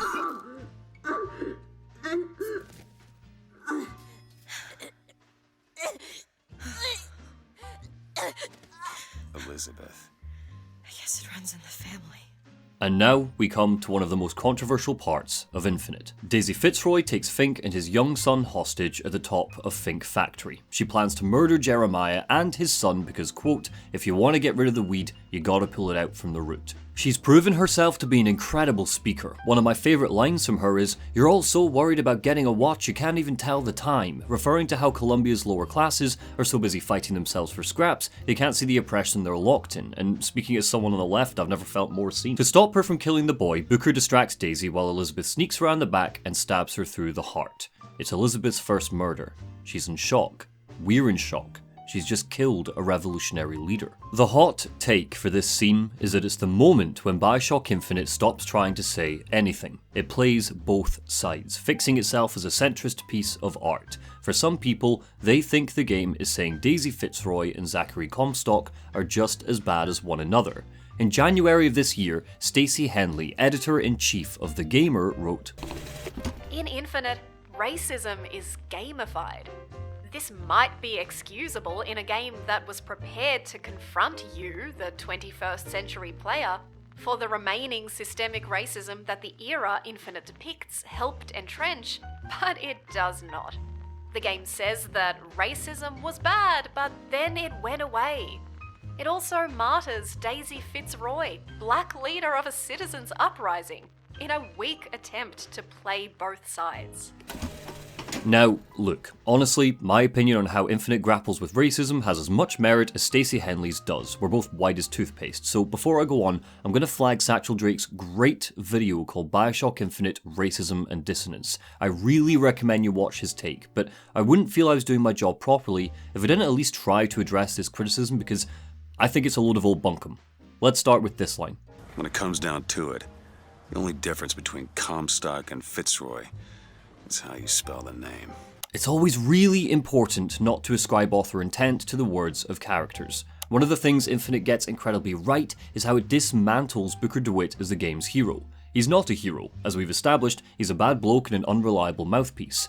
Every single thing he says should not be taken at face value. He's a character who helped massacre Native Americans and worked for the Pinkertons. If anything, we should believe the exact opposite of whatever he says, because his understanding of class and race struggle is so infant. If you're one of those people that tweets this clip out like it's some sort of gotcha, get off Twitter and read a book or something, I don't know. As for Infinite's depiction of racism, again, I'm going to direct you to Satchel Drake's video, but complaints like this seem lacking to me.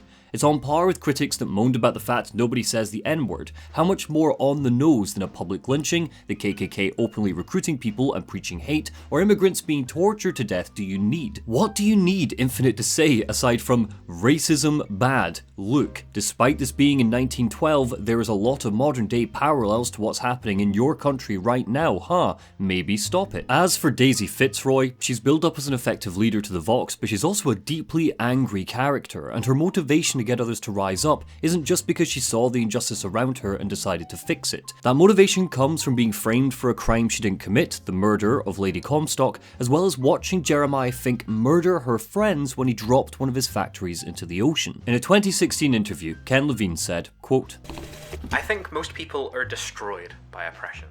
I could tell a fairy tale about people who are ennobled by it, but if you pretend there are a lot of happy endings for those stories, in some ways it elevates the oppression to something it's not. For now, let's ignore the fact that Burial at Sea retcons this in the most disgusting display I've seen in years and focus on Infinite as its own game.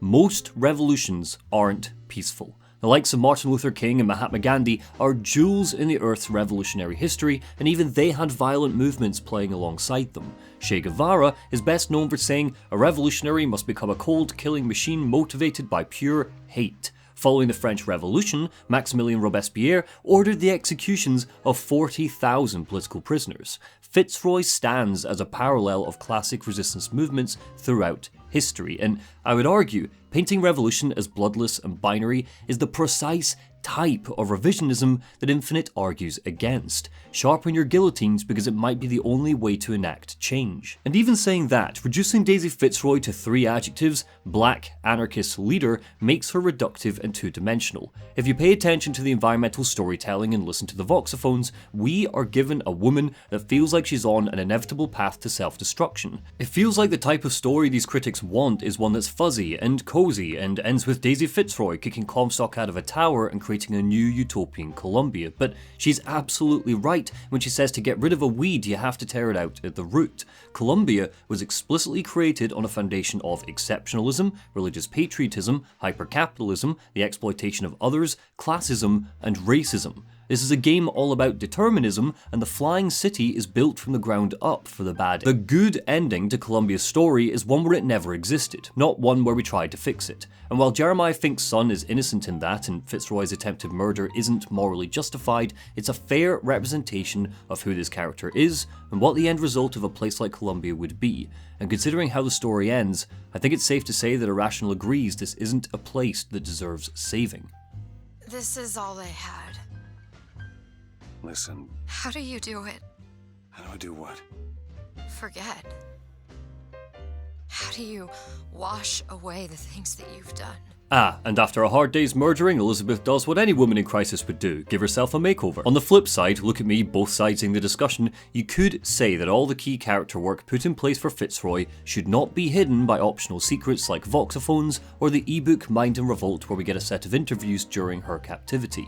You could also say that Elizabeth, a subversion of a white Disney princess, murdering a black woman to save a little rich white boy, is pretty problematic.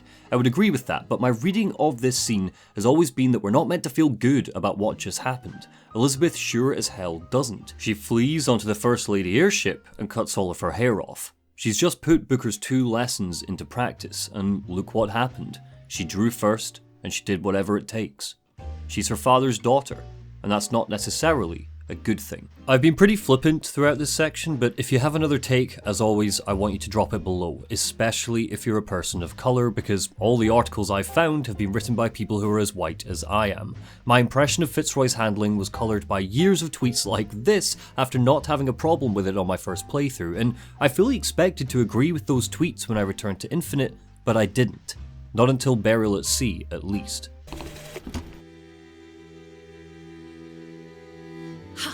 There it is. No. You've done it now. He's coming back. He's coming back. The notes were correct. The instrument was not. One needs both to get his attention. But if you know how to sing to him, he will take you where you need to go. Obstacles come thick and fast to Booker and Elizabeth. Fitzroy steals the airship, Chen-Lin dies, Chen-Lin's weapons are locked away, Fitzroy tries to kill them, and the latest problem tossed their way is Songbird. He smashes into the First Lady airship, and we crash into Columbia's shopping district, Emporia. And this is where everything goes wrong. There were problems with the plotting before. The leaping through universes did make sense, but the whole debacle with Chen-Lin's weapons felt contrived. Emporia is where Infinite really begins to wave red flags at us about how tied up in knots its final product has become. We are still in Reality 3, the reality where Booker DeWitt is a martyr, the Vox Populi are running rampant, and Elizabeth has been sent away to Comstock House for her own safety. So, if there's an Elizabeth safe and sound with Comstock right now, why does Songbird come after our Elizabeth? Why does this reality's Comstock act like he doesn't have his own Elizabeth with him right now? Why doesn't he question how Booker is still alive? The plan has now changed. The Lutesses tell us that there is a way to keep Songbird off our back, but disappear before we can do anything else, and then, for no reason at all, our new objective is to get to Comstock House. You might think the plan is to kill Comstock, but that's not discussed, it's not raised, not until way, way later when Elizabeth realises it's what she needs to do.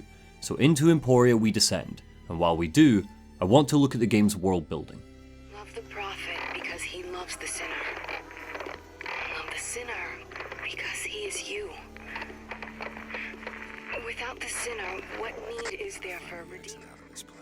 Strike one for Infinite is that the voxophones don't have subtitles. You might think I'm nitpicking, and maybe I am, but there's simply no excuse for this. Bioshocks 1 and 2 gave us audio diaries that were both clearer in their audio and gave us subtitles just in case we missed something. Infinite's voxophones are a product of 1912. They crinkle and crackle like an old record, which is fantastic sound design and keeps everything feeling timely, but it does mean certain words or phrases will get lost. Accessibility issues aside, it just feels unnecessary. Considering so much important storytelling is given to us through these diaries, the last thing surely that Irrational wants us to do is come out of the game and sit in our pause menu so we can read a transcript to get the full picture. For the 2013 release, I could have shrugged this off, but in the remaster collection, why did nobody go back and plug subtitles in? Hell of a remastered edition if you can't bloody hear anything. There are 80 of these in total, less than both Bioshock 1 and Bioshock 2, and only one of them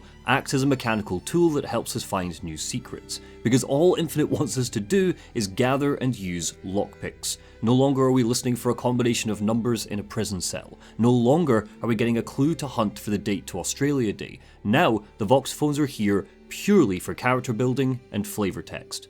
Well, Fitzroy, you got a look hunting in you if nothing else. Dropped a couple grizzly traps around the lines up here. Idea was to bleed one of your couriers till he gave you up. Except, of course, you're using kids now. Now I got this tiny engine boy eyeballing me. Thankfully, Infinite's diary writing is still pulpy and powerful. We hear from a whole variety of voices, citizens of Columbia following their own personal stories. The go-to example is Hattie Gerst, whose husband was transformed into a handyman because he was terminally ill. Later, during Fitzroy's revolution, that same handyman has been killed in combat. We see a photographer trying to take a picture of Vox soldiers around the corpse, and can find an audio diary of Hattie's final words to him.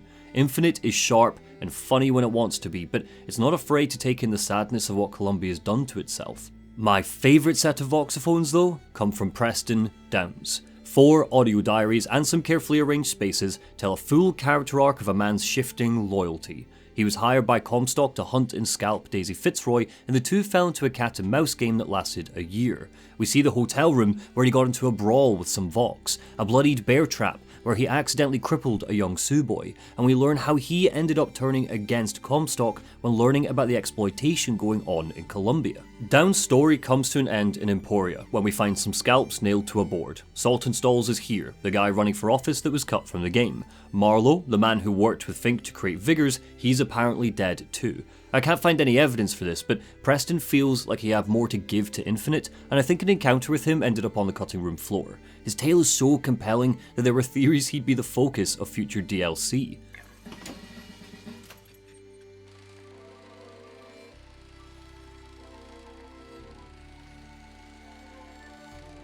The vehicles for Infinite's world building are more varied than in previous titles. The voxophones are just one example. Infinite puts its explicit story first. The level design is lent to elevators and gondola rides that shut Columbia out so we can have an intimate moment between Booker and Elizabeth. But these conversations are traditionally the pair remarking on the story so far and making interesting observations. We learn about Columbia's history through the slideshows that are dotted around the city. They explain key moments from the past, like Columbia's involvement in the Boxer Rebellion, always with a tongue firmly planted in its cheek. It's through these that we learn the Lutesses weren't always together. One day, mysteriously, Robert Lutece just appeared in Colombia, and Rosalind told everyone he was her brother, when in fact, he came over from another reality. The Luteces are a consistent force throughout the story, not just in the scripted moments when Booker and Elizabeth speak to them. Sometimes, if we look through the many telescopes dotted around, we can glimpse them out of the corner of our eye, having just a whale of a time.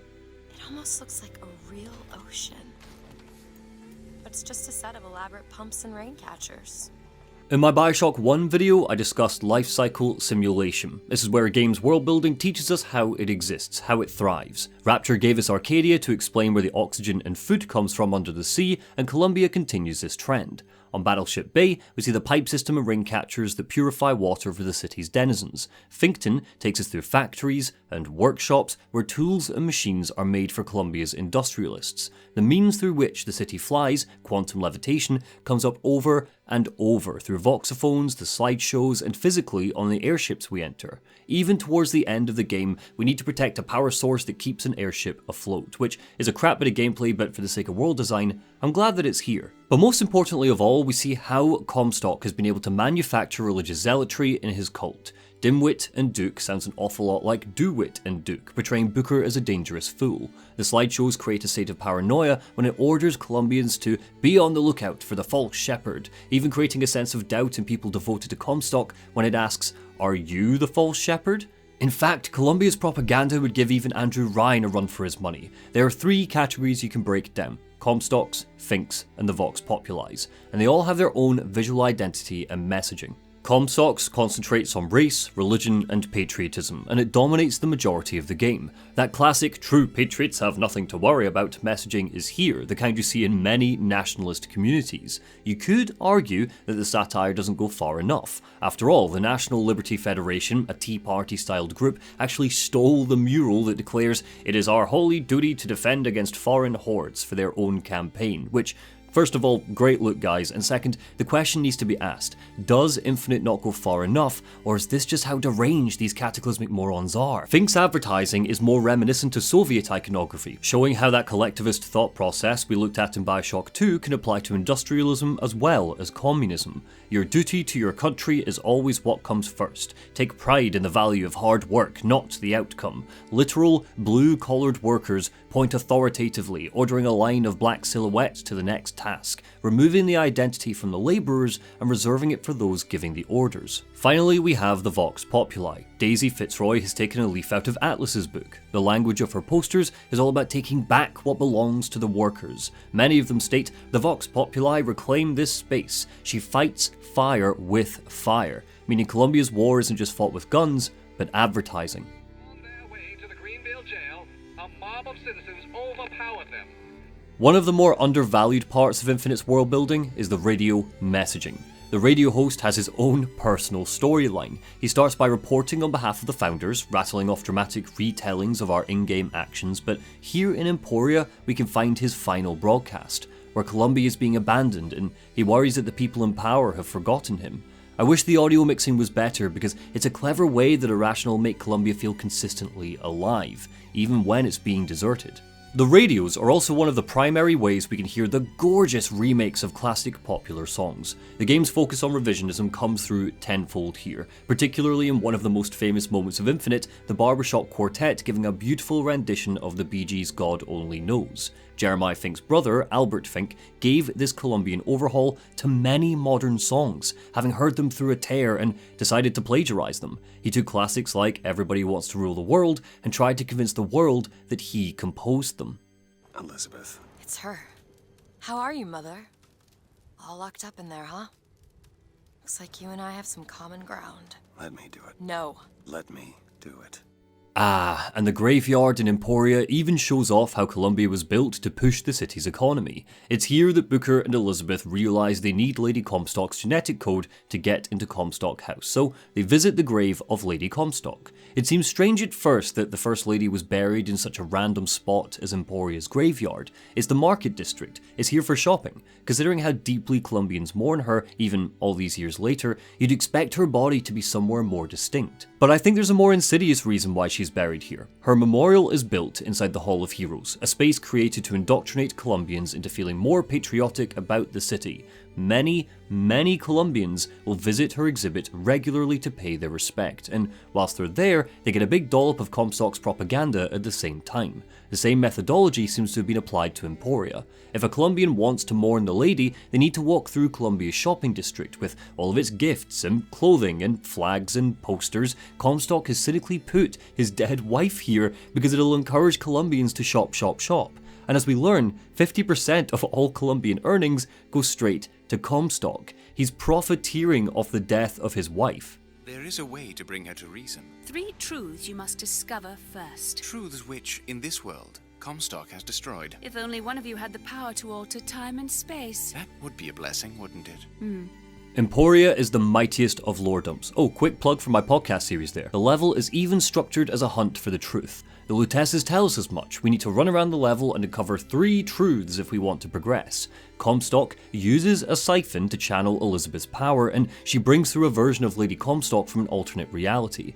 However, Lady Comstock fuses with her dead self, making her both alive and dead, and she finds this disagreeable. Cue 30 minutes of chasing a reality ghost around Emporia, fighting her and learning the 3 truths needed to banish her back to her own reality. Are you confused? Because I'm confused just saying that. For a start, why does Lady Comstock turn into a ghost when Elizabeth brings her into this reality? Booker is currently in a reality where a version of him died, so why didn't the same thing happen to him? Second, we later learned that this version of Lady Comstock comes from a reality that Elizabeth built up in her own head. Because there are infinite universes, a version of her that's like this must exist out among the stars somewhere.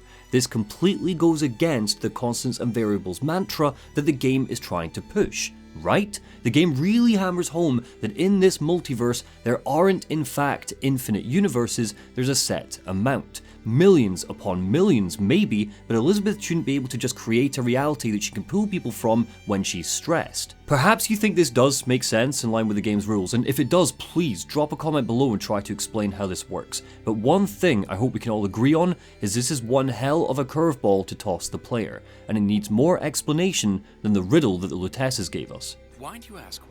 When the delicious question is when. The only difference between past and present Is semantics. lives, lived, will live. Dies, died, will die. If we could perceive time as it truly was, What reason would grammar professors have to get out of bed? So, what are the 3 truths that we learn? Truth 1 is that Comstock has been made sterile from his exposure to the tears. He and his wife kept trying to have a baby and failed. Elizabeth is not, in fact, their daughter, she was pulled in from another reality.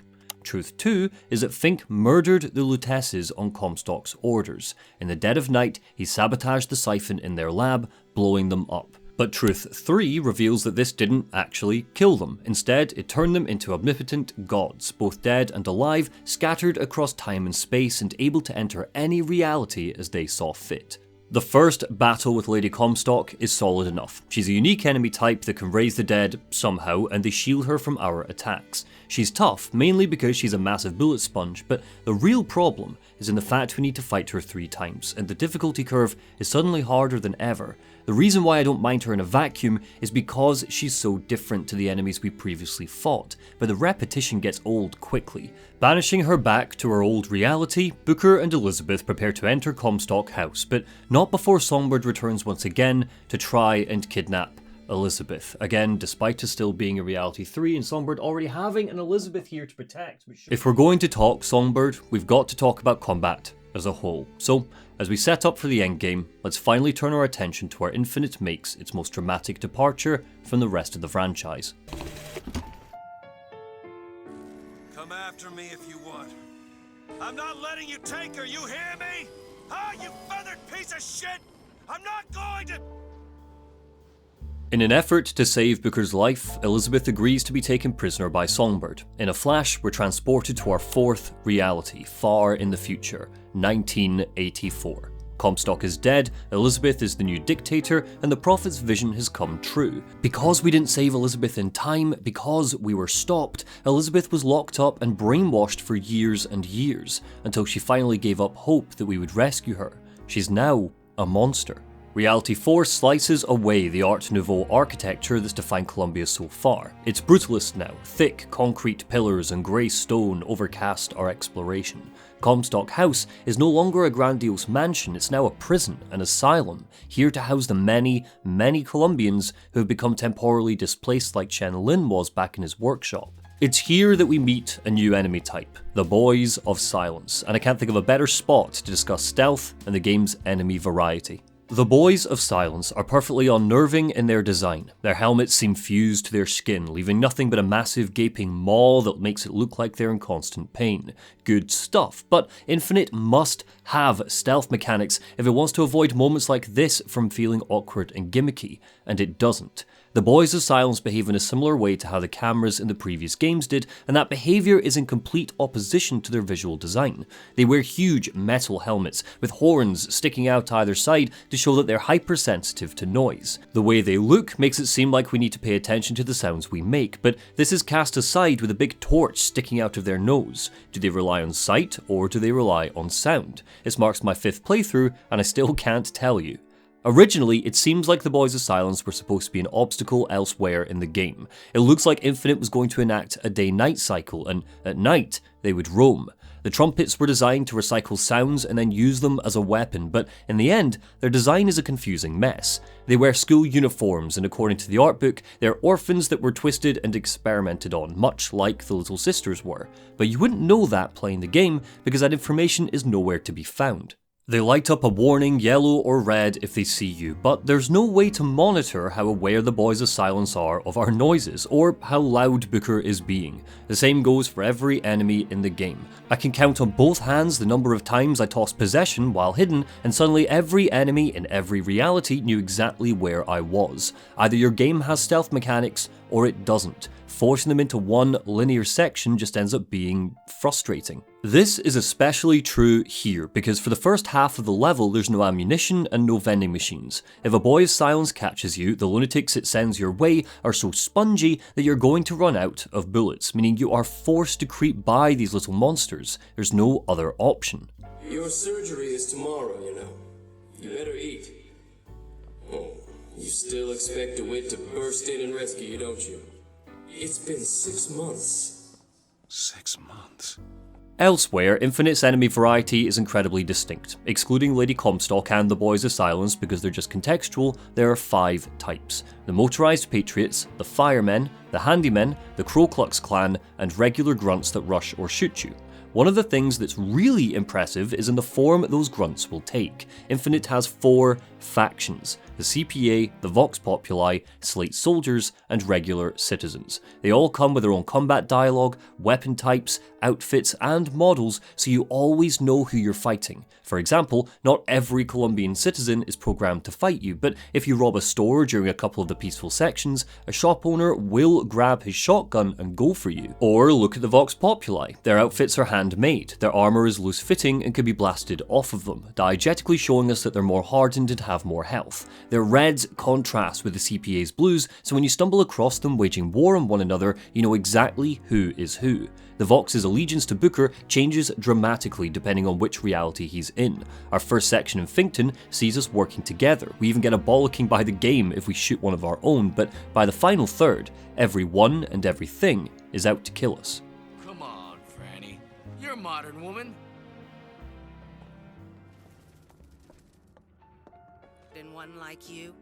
But they're not just yelling commands and orders to each other. They also talk and plan and dream when we're not in their line of fire. The clip I played you is one of my favourites. One CPA officer is hitting on another and she turns him down. The dialogue programmed into splicers has been cranked up to a whole new gear, like when police officers are interviewing someone trying to figure out what this radical new anarchist Booker DeWitt looks like, and she gives them an insane, imagined Irish cartoon. The novel's worth of insight that the art book gives us shows just how many enemy types were fleshed out before being left on the cutting room floor. A mechanical watchman had 3 iterations before being turned into the Boys of Silence. A class of enemy that would gorge on corpses and become stronger as a result was ditched because Irrational couldn't find a clever way for them to mesh with Columbia. A red-robed priest that would resurrect the dead and a theatrical magician were both merged into the siren Lady Comstock. Before the Handymen, there were Claw Daddies, here to evoke the Big Daddies from Rapture. Snake oil salesmen would run around the battlefield and toss tonics at their friends to make them stronger, faster, or healthier. These are just a few of the cut concepts, and you might sit there thinking, damn, those sound cool, I wish they were all in the game, gimme, gimme, gimme, and I agree to a certain extent. But I also think adding these enemies into Infinite would require another level or two to spread them around, because the current heavy hitters like the Handymen simply aren't used enough as it is, meaning they fail to make a proper dent in your experience. I think we fight 4 or 5 at most. Compare this to say Bioshock 2, which emphasized combat just as much. There's easily 20 possible Big Daddy encounters in that game, especially if you include the Big Sisters or the Alphas, and by the end of 2, these creatures are front of mind. This, you'd think, would be the gap filled by Songbird, who went through just so many versions I can't even count them. Countless variations of mechanical dragons, flying men, mythological beasts, and oversized birds were explored before settling on Songbird's look. Irrational wanted to create something iconic, and they succeeded, primarily because of his ominous presence in the story, his relationship to Elizabeth, and his imposing visual style, but that never translates mechanically. There are rumours, though I can't find anything to really verify them, that Songbird would take on a gameplay role similar to a Resident Evil tyrant. If that's true, I would love to know what the hell it looks like, because I can't conceptualize it in a way that makes sense or is even fun. Songbird needs to be an unstoppable, unkillable creature, so if it was just summoned randomly while fighting, the player would only have one option: to run away and likely be caught by it. This isn't helpful or even valuable insight, I know, but I wish people more creative than me figured out a way to make Songbird more present in gameplay so he wasn't limited to cutscenes. And if you're writing a comment telling me about the tower defense game at the end, stop. We both know that's not what I mean, you silly goose.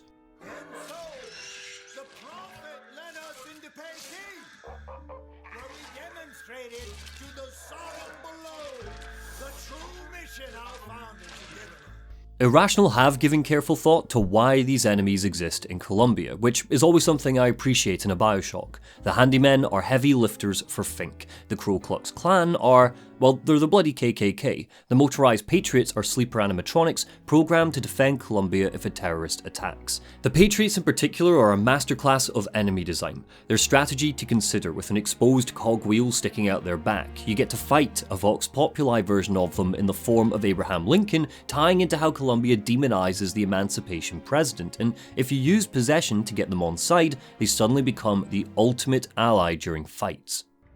What is this? It's for her. She'll know how to read it. What does it say? It's advice. Advice on what? How not to become me. Returning to the story, future Elizabeth, looking down on the Sodom below, turns to us and confesses her regret. Regret for letting Comstock brainwash her. Regret for unleashing hell on the United States. Regret for thinking Booker had given up on her. Songbird stops us every time, she says, locked in a deterministic outlook. Old Elizabeth has spent years believing that no matter what, Comstock's vision will always come true. She can't stop herself being transformed into a dictator, but maybe, just maybe, she can intervene herself and help another Elizabeth in another universe. She hands us a card with advice on it for our Elizabeth and sends us back to our own reality. Now, which reality exactly this is could be up for debate, but I'm pretty certain that it's reality 3. Daisy Fitzroy is still dead, the Elizabeth we're off to rescue is our Elizabeth, the one we've teamed up with since the beginning. The Comstock in this universe, remember, still has his own Liz, but whatever, cool, I'm not bitter about it. From Elizabeth's point of view, it's been 6 months, strung up inside a siphon, under Comstock's control, poked and prodded, almost giving up hope that Booker wouldn't reach her, but we made it, we're here. We kill the doctors and free her up, but there's something different about Elizabeth. Something cold and vacant and sad. Remember, you wanted to go We're not leaving. We are going to find Comstock. Why? You saw what he turns me into. I will not allow that. And so what, you're going to kill him? Is this where you start moralizing, Booker? You forget. I know you. I'm not going to let you kill him. Really? Booker? What are you going to do to stop me? Not a damn thing. Because I'm gonna do it for you. The plan has changed. Comstock needs to pay. The reason why this scene is so important and so memorable is because we're so aligned with Booker by now. Despite his brutality, he's grown on us. We are him. We both care deeply about Elizabeth because of all the reasons I detailed way back in part 2 of this video. Getting her out of the chair isn't as simple as uncuffing her, we need to unplug the siphon from her bruised and wounded back. It's easy to write this scene off as gratuitous and how it shows Elizabeth's abuse, but it's the cap on our relationship with her. She was here for 6 months and look what happened. Damn right we'll help her kill Comstock. So, let's talk killing. Infinite might be the brightest game in the series, but it's definitely the most violent. The faces of enemies crumple and explode in buckets of blood. There are 4 different animations for the skyhook to decapitate someone or rip their intestines out. Again, this is to show how chilled out Booker is with all the mass murder, but I don't think it's meant to make us feel bad every time. Colombians are given personalities and individuality in their combat dialogue, true, but it's in a similar vein to Wolfenstein, which glorifies the slaughter of Nazis because they're Nazis. Killing Nazis is fun, it makes us feel good, and while Infinite takes place years before Hitler rose to power, chopping the head off a KKK member is as good a stand-in as any. I think this is on purpose. We're supposed to feel the same way as Booker does about Infinite's combat, a mindless means to an end that's pretty fun sometimes, but the fun factor doesn't just come from killing racists, it mainly comes from the speed and explosiveness. Whoa! Damn hook must be magnetized.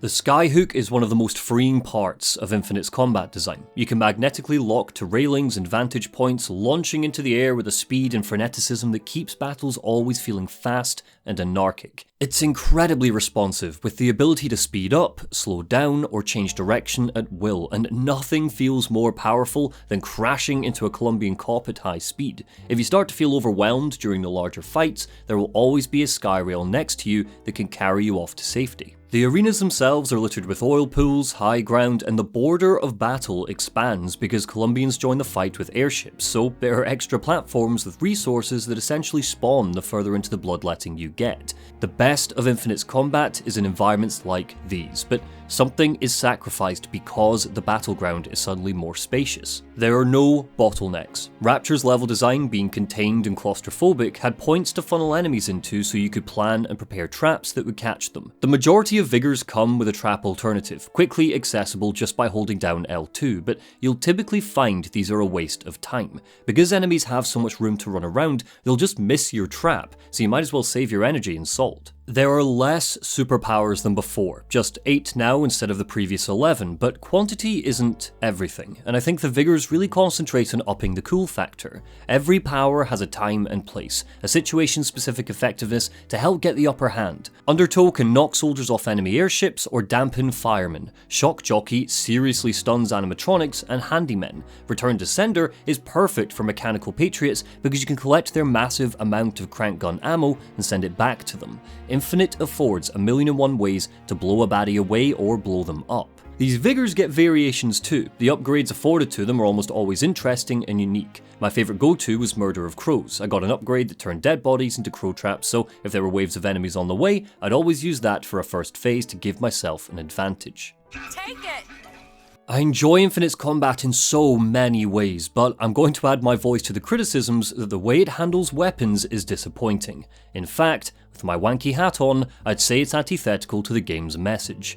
I mentioned this in passing during the upgrade section, but I'm bringing it up again to show just how frustrating this is. We cannot hoard guns anymore. Booker is limited to just 2 at a time, like a Call of Duty Marine, and because there are so many different enemy types carrying so many different types of gun, there's a good chance you'll run out of ammunition when using your favourites. For the record, I loved the hand cannon most. It looks cool, it's powerful, you can use it up close and from far away, but unless Elizabeth keeps you fully stocked, you'll likely run out of ammo halfway through a battle, forcing you to pick up something crappy like a Vox Populi repeater. There's also no alternate ammo anymore. Each gun has just one set of rounds that serve one purpose. Say goodbye to trap rounds, incinerate rounds, or electric bucks. What's that? You want to be creative? Well, shut up. This isn't an immersive sim anymore, it's a first-person shooter. Open wide and swallow it. Because hacking is now dead in the water, you can't permanently evolve combat arenas to do your bidding. Gone are the days of hacking cameras, turrets, and security bots to fight alongside you. Now, you're limited to using possession, which can only affect one thing at a time and lasts barely 15 seconds. And the reason why this matters, the reason why I can't just shrug it off when looking at Infinite's place in the franchise, is because all of this combines to make a homogenized play experience. And what we try to do as the game goes on is you really have a much broader range of action than the first Bioshock game, where most encounters tend to be somewhat the same. If Infinite is all about constants and variables, it limits the variables offered up to the player. Ken Levine says here that the team tried to make a game that felt broader in its combat, but the 2-weapon limit, the removal of hacking, lack of alternate ammo, what all of this means is there's no freedom for a player to make a fight feel unique to them. Your Booker and my Booker are going to have the same stories when it comes to encounters. We'll both swing around the skylines, shoot at enemies with whatever weapon is nearby, and get Elizabeth to help with tears. These are the constants that connect your Booker's universe with my Booker's universe. But where are the variables that separate them? You could argue that you shot a bad guy with the hand cannon when I shot a bad guy with the shotgun, but there's no ownership over that change, which makes Infinite's combat feel limited and goes against the entire thematic focus of the game. We can't hoard health packs or salts anymore, so both of our Bookers will always rely on Elizabeth to heal us. The gear on offer affords the chance to play with the build of our Booker, but I can't really invest in a sniper rifle Booker if all I can find are shotguns. I am aware that I've not raised Elizabeth's tears here, despite getting so deep in the weeds about combat. This might be the longest section in any of these critiques, but I don't have much to say about it. It's there, I guess. She can bring in health packs or a barrel of salt, she can summon an ally. All of this is one at a time, which means there is a lot of moment-to-moment decision making to consider, but it all feels very structured rather than free and open like in previous games. We are forced to rely on Elizabeth because our options are so limited, and whilst her inclusion is fantastic, I just wish her involvement in battle was a variable to consider rather than a necessary constant. The way battles are typically set up mean her tears always need to be our first port of call. If we're up high and enemies are down low, we need her to summon some sniper rifles because we can't carry our own. If 2 turrets are at the other end of a space, she needs to bring in some cover for us to get closer because we can't hack both of them. I know that Infinite's combat is polarizing. Some people focus more on the speed and energy and explosiveness on it rather than how stripped back it is. I loved it as well in my first playthrough, but returning to it, you can see a lot of moments where Irrational could have had their cake and ate it too. I just wish they found the time to do that. One man goes into the waters of baptism, a different man comes out, born again. But who is that man who lies submerged? Perhaps that swimmer is both sinner and saint, until he is revealed onto the eyes of man. What Comstock is referencing here is a spiritual interpretation of a quantum superposition. Think Schrodinger's cat. It's where you're in 2 places or states of being at the same time. Lady Comstock is another. She is both alive and dead. To Comstock, the question isn't about quantum mechanics, it's about forgiveness, because that's his #1 motivation. It's no accident that the game is bookended with a baptism. At the start, Booker needs to go under to have his sins forgiven before entering Columbia clean. The final seconds of the game show us a bloody baptism, a drowning. If you're sinful pre-baptism and sinless post-baptism, what are you during the baptism? What state are you in while under the water? Both a sinner and a saint? Or neither? It's the same question the game asks when Booker and Elizabeth finally meet the Prophet. DeWitt, I'm a fool. I've sent mighty armies to stop you. I've rained fire on you from above. I did all of that to keep you from her, when all I needed was to tell her the truth. Ask him, child. Ask him what happened to your finger. She's your daughter, you son of a bitch! And you abandoned her! Was it worth it? Huh? Did you get what you wanted? Booker. Tell me! Booker. Tell me! It is finished. It is finished. Jesus' last words on the cross, coming from the term tetelestai, which means it was finished in the past, it's still finished in the present, and it will remain finished in the future. To Comstock, we have fulfilled his prophecy. He knew all of this would happen. He witnessed it all through the tears, many universes showing him this fateful moment. We could see this right outside his door, his carved murals detailing every step of our adventure. We drown Comstock in a state of spiritual superposition. He dies under the water, mid-baptism, a sinner, a saint. both, and neither. It's a powerful and emotionally complicated moment. Elizabeth is yelling at us to stop, but we, the player, had no choice. When Comstock grabs Elizabeth, the only way to progress is through pushing the square button, and as soon as we push it, Booker drowns Comstock without any involvement from us. We let him off the leash, and this is what he chooses to do. Every Booker who gets to this point gets to face Comstock man to man, will murder him. This is determinism, or rather hard determinism, but let's not get bogged down. I've mentioned determinism a few times in this video, the idea that our future is decided by earlier events or actions. Everything happens for a reason, God has a plan. Determinism influences belief systems like that.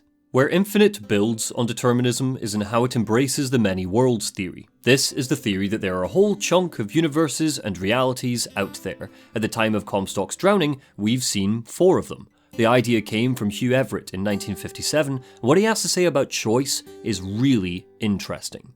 Quote, "Choice is what presents us with a multitude of paths, because choice creates a flow of electrons through the brain that leads to quantum superposition. The many worlds are the inevitable result." To Everett, every time we make a choice, another world is created because our current reality has a determined set path, and your choice might mess that path up. The moment Booker threw the baseball at the interracial couple, a world was created where he didn't. And of course, this causes a chain reaction. A million choices are made every second of every day, so a million worlds are created every second of every day. Infinite embraces this concept with open arms. But what it means for us, for you and me, is that our universe is currently going through a chain reaction that we can't control, and that's terrifying, or comforting, or both. So far, everything I've described is explained to us pretty clearly during the game. The Lutesses have spent their entire lives exploring the many worlds theory and leaving voxophone recordings about determinism. The really difficult stuff is when we look at constants and variables, and whether or not Infinite's choice system is powerful or even convincing. Originally, Infinite was going to have a whole heap more choices for the player to be confronted with. Euthanizing a horse, stopping a postman from getting lynched, but all of this was stripped right back due to how complicated it became. However, we can see an example of that initial, fluid choice system in the Bioshock Infinite we can play today. Honor system, eh?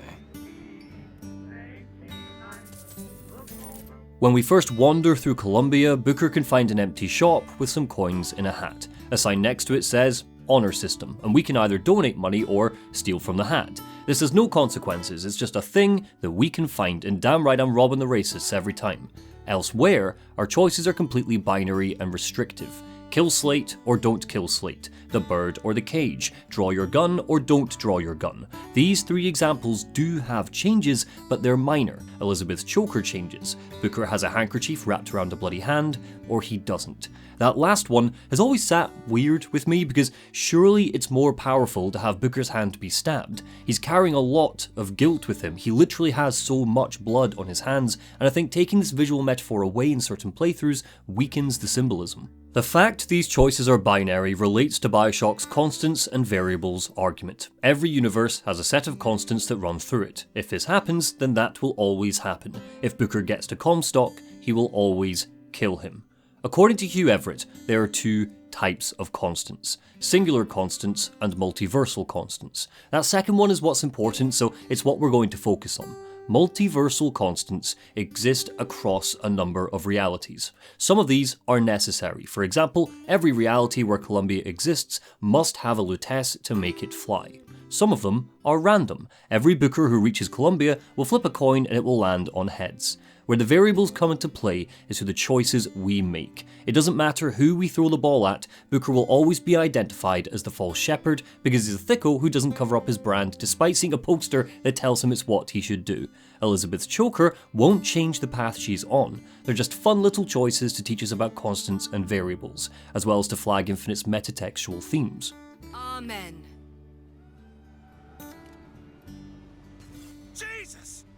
According to Infinite, player agency is an allusion to the grand scheme of the game and therefore does not matter. Who cares where you throw the ball? Who cares what you pick? Booker being able to speak is a red herring because it makes us think he's a character with thought and agency, when in fact he has as little as Jack ever did in Bioshock 1. Now look, what I'm about to say comes from a place of love. I love Infinite, and I recommend it to people I know, But this is some of the most misguided, pretentious bullshit I've ever heard. Just because a game has to have fixed endings that are predetermined doesn't mean that player agency doesn't matter. It's the point I've raised this whole video. Player agency matters a hell of a lot because it's where the fun factor is. Creativity through play, being given the tools to carve out your own variables, matters because that's where we exhibit free will in the game space, which means I can finally bring you right back to the beginning of this critique. Bioshock Infinite doesn't let you kill a nun, and that sucks. While on Comstock's airship, this woman sets herself on fire in a horrific moment that shows just how devout the Prophet's followers are. The airship goes up in flames, and we need to escape from it in a bombastic, high-octane set piece. Infinite doesn't let you shoot her when it absolutely should. Just like if we got to physically aim the baseball at the fair, this would be a great example of direct player agency that leads to the same result. She either sets herself on fire, or if the player tries to stop her, she'll drop the candle and set the room ablaze. The final destination is the same, but there's no hand-holding from the game to funnel into a set path. Moments like these would be far more powerful in teaching us about constants and variables, because I get to think I'm smart for bringing my agency to Infinite's world just to realise it's nothing more than another variable. Since Infinite released, other games have been able to adapt this trick so much better. Barely 6 months later, the Stanley Parable arrived on Steam and did just this. In that game, you are encouraged to think more brazenly about the space, and delightfully, it's always prepared for whatever you can think of. Even breaking it is a scripted moment. That gets across Infinite's message far better than picking a badge. But there's one really important constant that defines the entire game. And we'll talk about that when we get to it, because even though Comstock is dead, we've got a final confrontation to handle first. Shh, it's okay. I'm here. Will you help me? I need you to protect me. Will you do it? Will you do this for me? Just this one last thing. Please. Comstock's death means a lack of answers for Elizabeth. Booker drowned him before he could give us the full story, but Elizabeth realises that if she can destroy the siphon on Monument Island, she'll be able to unleash her full power, look into the multiverse, and learn all of Comstock's secrets. What this results is a tower defense game that isn't quite as crap as the Naked Atlas boss from Bioshock 1, but it's far from Infinite's best moment. Waves and waves of Vox Populi lay siege to your airship, and we work with Songbird to knock them out of the sky. They're paying very little attention to us, their AI seems pretty rushed and messy here, robotically heading for the ship's energy supply and trying to whittle down its health bar. Irrational didn't want to put a final boss fight in the end of the game because they thought it would seem too gamey, which is fine, but I don't know how much more gamey you can get than a protection quest and a cooldown gimmick for a gigantic bird. It serves a purpose, giving you one final fight before our climax, and it at least makes Songbird mechanical, but it's a perfect example of who asked for this. It's an interruption to what's so far been a palpable, character-centric final hour, and I think most players wouldn't mind if it wasn't here at all. The bird, Elizabeth! I lost control, he's coming! No, he isn't.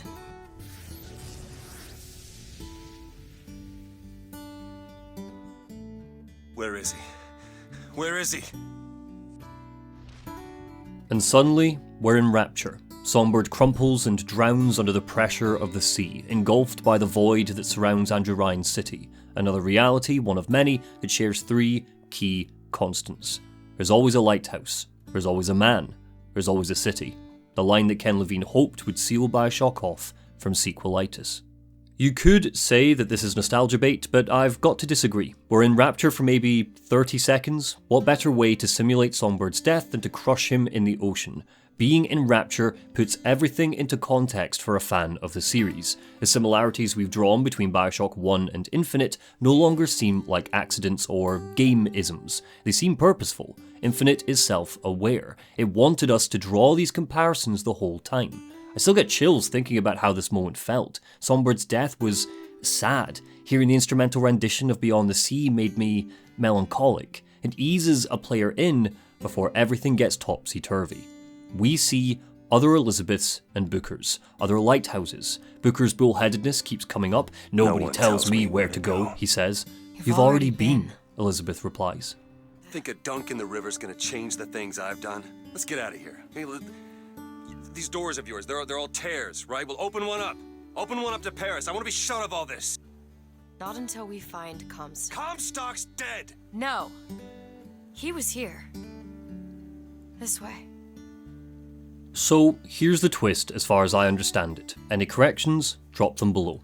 Booker DeWitt and Comstock are the same person. After Wounded Knee, Booker fell into a state of depression and came across a preacher baptizing his flock. For Infinite, this is the most important constant, a point of singularity. The events of the game originate here. In one reality, Booker lets himself be baptized and is born again as Comstock, off to create Columbia. In another reality, Booker refuses the baptism, has a daughter, Anna, and drinks his way into debt after his wife dies in childbirth. One day, Robert Lutece, on orders from Comstock, visits Booker's reality and gives him a single instruction.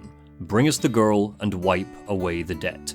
Booker does just this. He sells his daughter to Comstock, but he immediately regrets it and tries to get her back. In the struggle, Anna's pinky is cut off as she's pulled into Comstock's reality. A part of her is in both worlds. She's in a state of quantum superposition. Comstock gives her a new name, Elizabeth. Sometime later, Fink tries to kill the Luteces by blowing up their quantum machine thingy. They seek vengeance against Comstock by bringing Booker into their reality. As they do, Booker's memories rewrite themselves, and he becomes convinced that he must travel to Columbia, find the girl Elizabeth, and wipe away the debt. Our Elizabeth leads us to this conclusion. Our Booker remembers everything. At the same time, many Elizabeths and many Bookers, all of who have gone on a similar adventure to us, just with variables that separate their realities, are going through the same thing.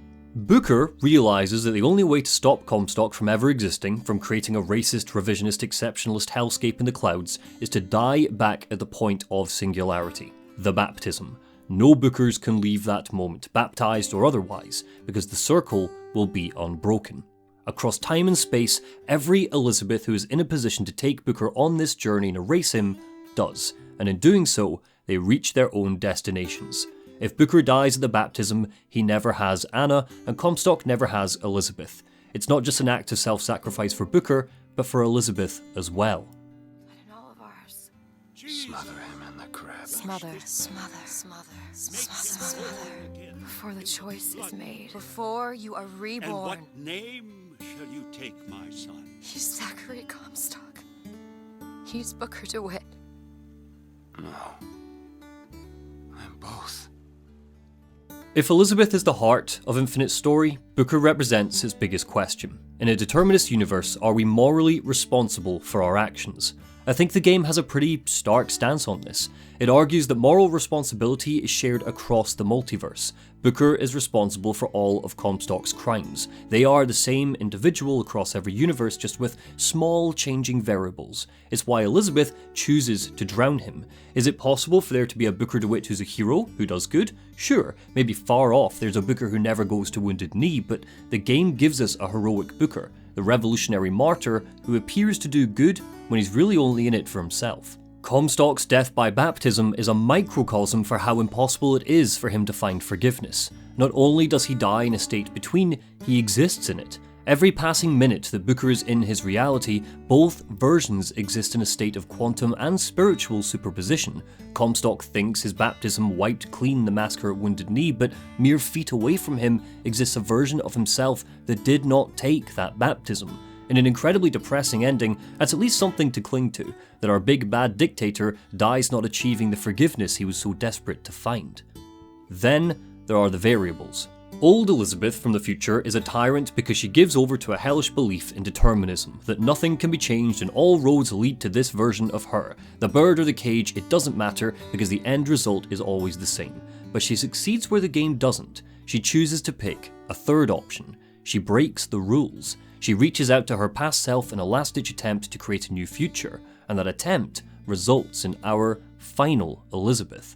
There are hero Bookers. Not every Booker ends his story as a single-minded thug. Not every Booker is a martyr who didn't care about other people. Not every Booker is a Comstock. Just a lot of them are. But in a lot of those realities, the end of Booker DeWitt's path is here, the end of the game. A Booker DeWitt who literally confronts the sins of his past, refuses to run away from them, and eventually agrees to sacrifice himself to save the world of the pain he'll eventually cause. Are you sure this is what you want? I have to. It's the only way to undo what I've done to you. Years after the hype, Bioshock Infinite still stands as a messy, slick, limited, deep, well-written, poorly written piece of art that wraps up the Bioshock trilogy in a way that is deserving of the messy, slick, limited, deep, well-written, poorly written pieces of art that preceded it. How you feel about this game comes down to the variables. Did you play the previous ones so you see what's missing? Did you find the optional voxophones that filled in the blanks that needed a bit more hand-holding? Did you prioritise how the game looked, how it felt, just to exist in Columbia over the streamlined level design? Did Elizabeth steal your heart, or did she expose the ones and zeros of the other NPCs? The variables matter, and whether it succeeds or fails, I think that's what the game is trying to say. Thanks for watching, and massive shout out to, wait a minute, I forgot about Burial at Sea, please don't make me, I don't want to.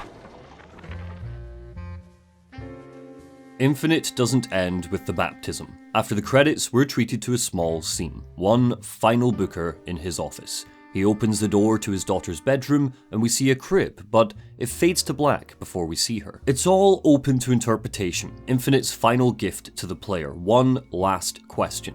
I always saw this scene as being a happy one, at least happier than the tragedy of Booker's drowning. This is a Booker that found a third option. Maybe he didn't go to the baptism, maybe he couldn't sell Anna. He found a way out of the circle all by himself, just like future Elizabeth did when she wrote that letter and sent it back through time. He found the variables, because they matter. Bioshock Infinite's DLC, Burial at Sea, squats down low over my optimistic takeaway and squeezes out a steaming dump on top of it with prolonged, unblinking eye contact. The post-credits scene wasn't an unanswerable question, it was a teaser for more thick, gloopy content. The more you try to stop it, the deeper into its gaze you find yourself, until being swallowed by the inky, black void. But the fact that Burial at Sea casts aside my personal interpretation of one game isn't why I will never recommend it to a fan of the series. There's a much more personal reason for that. After it's finished shitting itself, it stretches out a gnarled hand, swiping for toilet paper, and eventually wipes itself with Bioshock 1 and 2. So, let's get into it. Well, you got a name, miss? Elizabeth.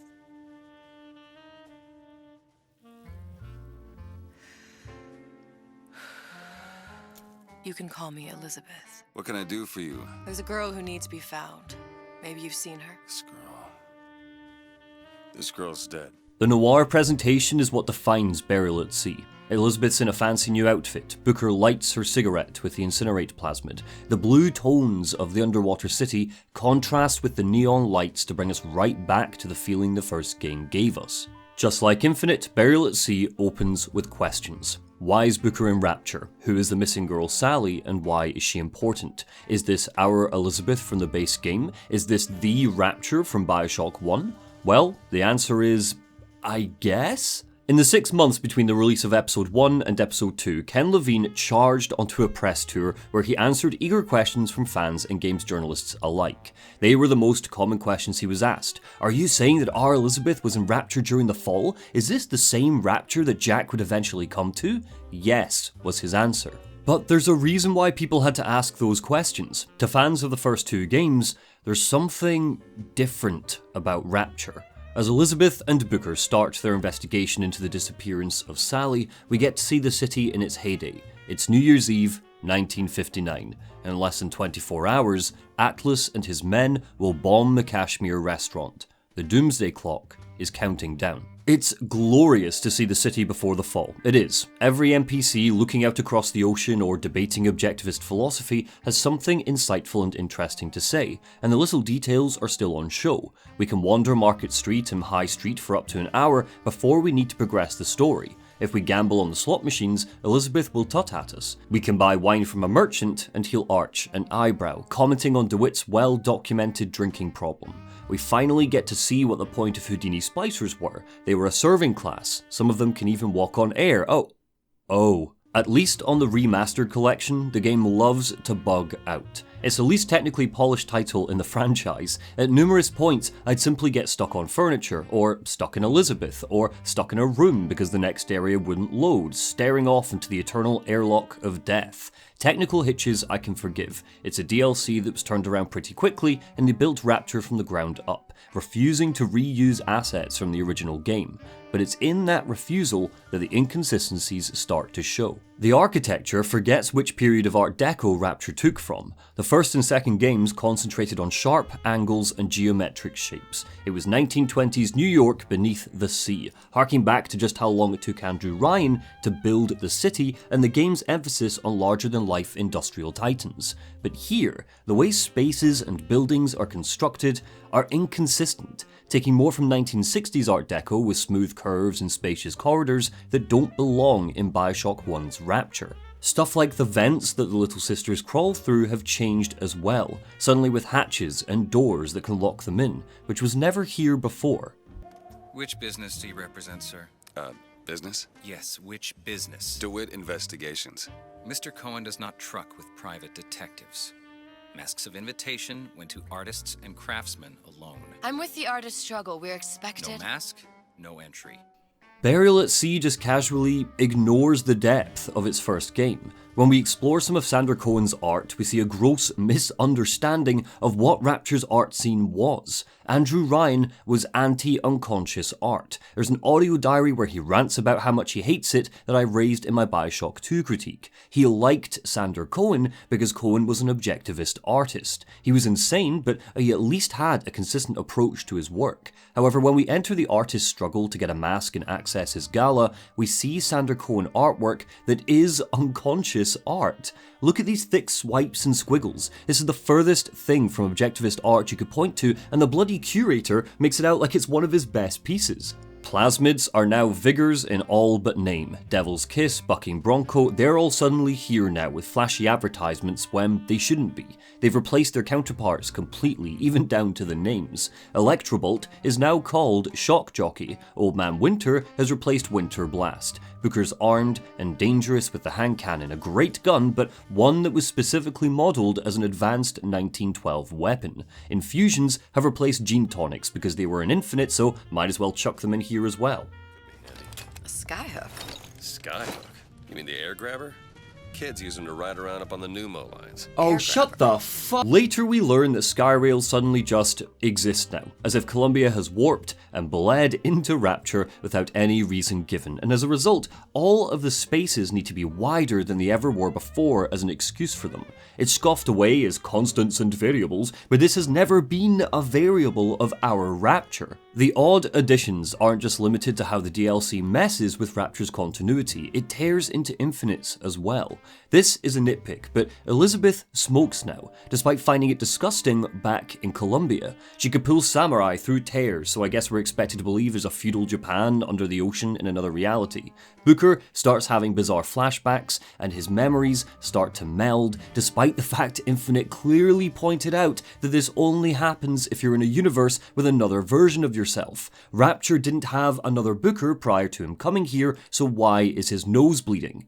And just wait till we get to the actual retcons. You might wave this away, perhaps your mileage on retcons varies. A lot of what I've described so far is aesthetic rather than real lore stuff, I admit. But the reason why it's a problem is because of what it does to the mystery. We now know there are alternate realities where little things like doors on vents or what type of plasmids existed are different. Fans of the first game are noting these changes because this is a series that's conditioned us to find the answers to our questions in the little details. If one of the first big mysteries of episode 1 is, what's the deal with us being in Rapture, you're damn right a player will take their time, see all the odd changes, and come to the conclusion that this isn't their Rapture. It's a different universe with some constants on show. People were so convinced of this that Ken Levine had to come out in interviews to set the record straight. That is piss poor world building, some of the shoddiest in any Bioshock game. Questions, yes, yes. It is the work of man to ask. It is the work of the artist to answer. You've seen this girl, haven't you? We artists see more than most. Cohen tells us that we'll find Sally in Frank Fontaine's department store. Andrew Ryan sank it to the bottom of the ocean, and it's essentially a prison for Atlas and his gang, who've succumbed to splicing madness. I've seen the criticisms that this removes Persephone from Bioshock canon, and that is one of the areas where I'll disagree with my fellow Burial at Sea haters. These episodes dribble all over Bioshock 2 in a lot of ways, but this isn't one of them. In Bioshock 1, we learned that Ryan did just this. He turned Fontaine's store into a prison. What we didn't know was that he sank it to the bottom of the sea. It doesn't unright Persephone, this was a special punishment for a group Ryan truly perceived as a threat. In fact, Fontaine's store is one of the few things I actually like about Burial at Sea, so to give the game its dues, let's talk about what it gets right. For a start, the weapon wheel is back, proving that Irrational clearly realised that it was a mistake to get rid of it in the first place. Vindication never tasted so sweet. Second, the splicers have every bit of personality that they did before, more even. A mad woman who thinks dead rats are hungry birds, a waitress serving a corpse in a diner, a dead splicer with his face mashed into his cornflakes, a gang writing free candy and blood to tempt a little sister out of hiding. Around every corner and accompanying almost every fight is a fun dimension to splicing madness that makes experiencing Rapture at its most inhospitable as exciting as it's ever been. The level design returns to the greatness of the original Bioshock 2. No longer a linear path, there's now branching, optional secrets that aren't just hidden behind lockpicks. Those are still here, but Burial at Sea finally does exactly what I wanted Infinite to do. It ups the variety.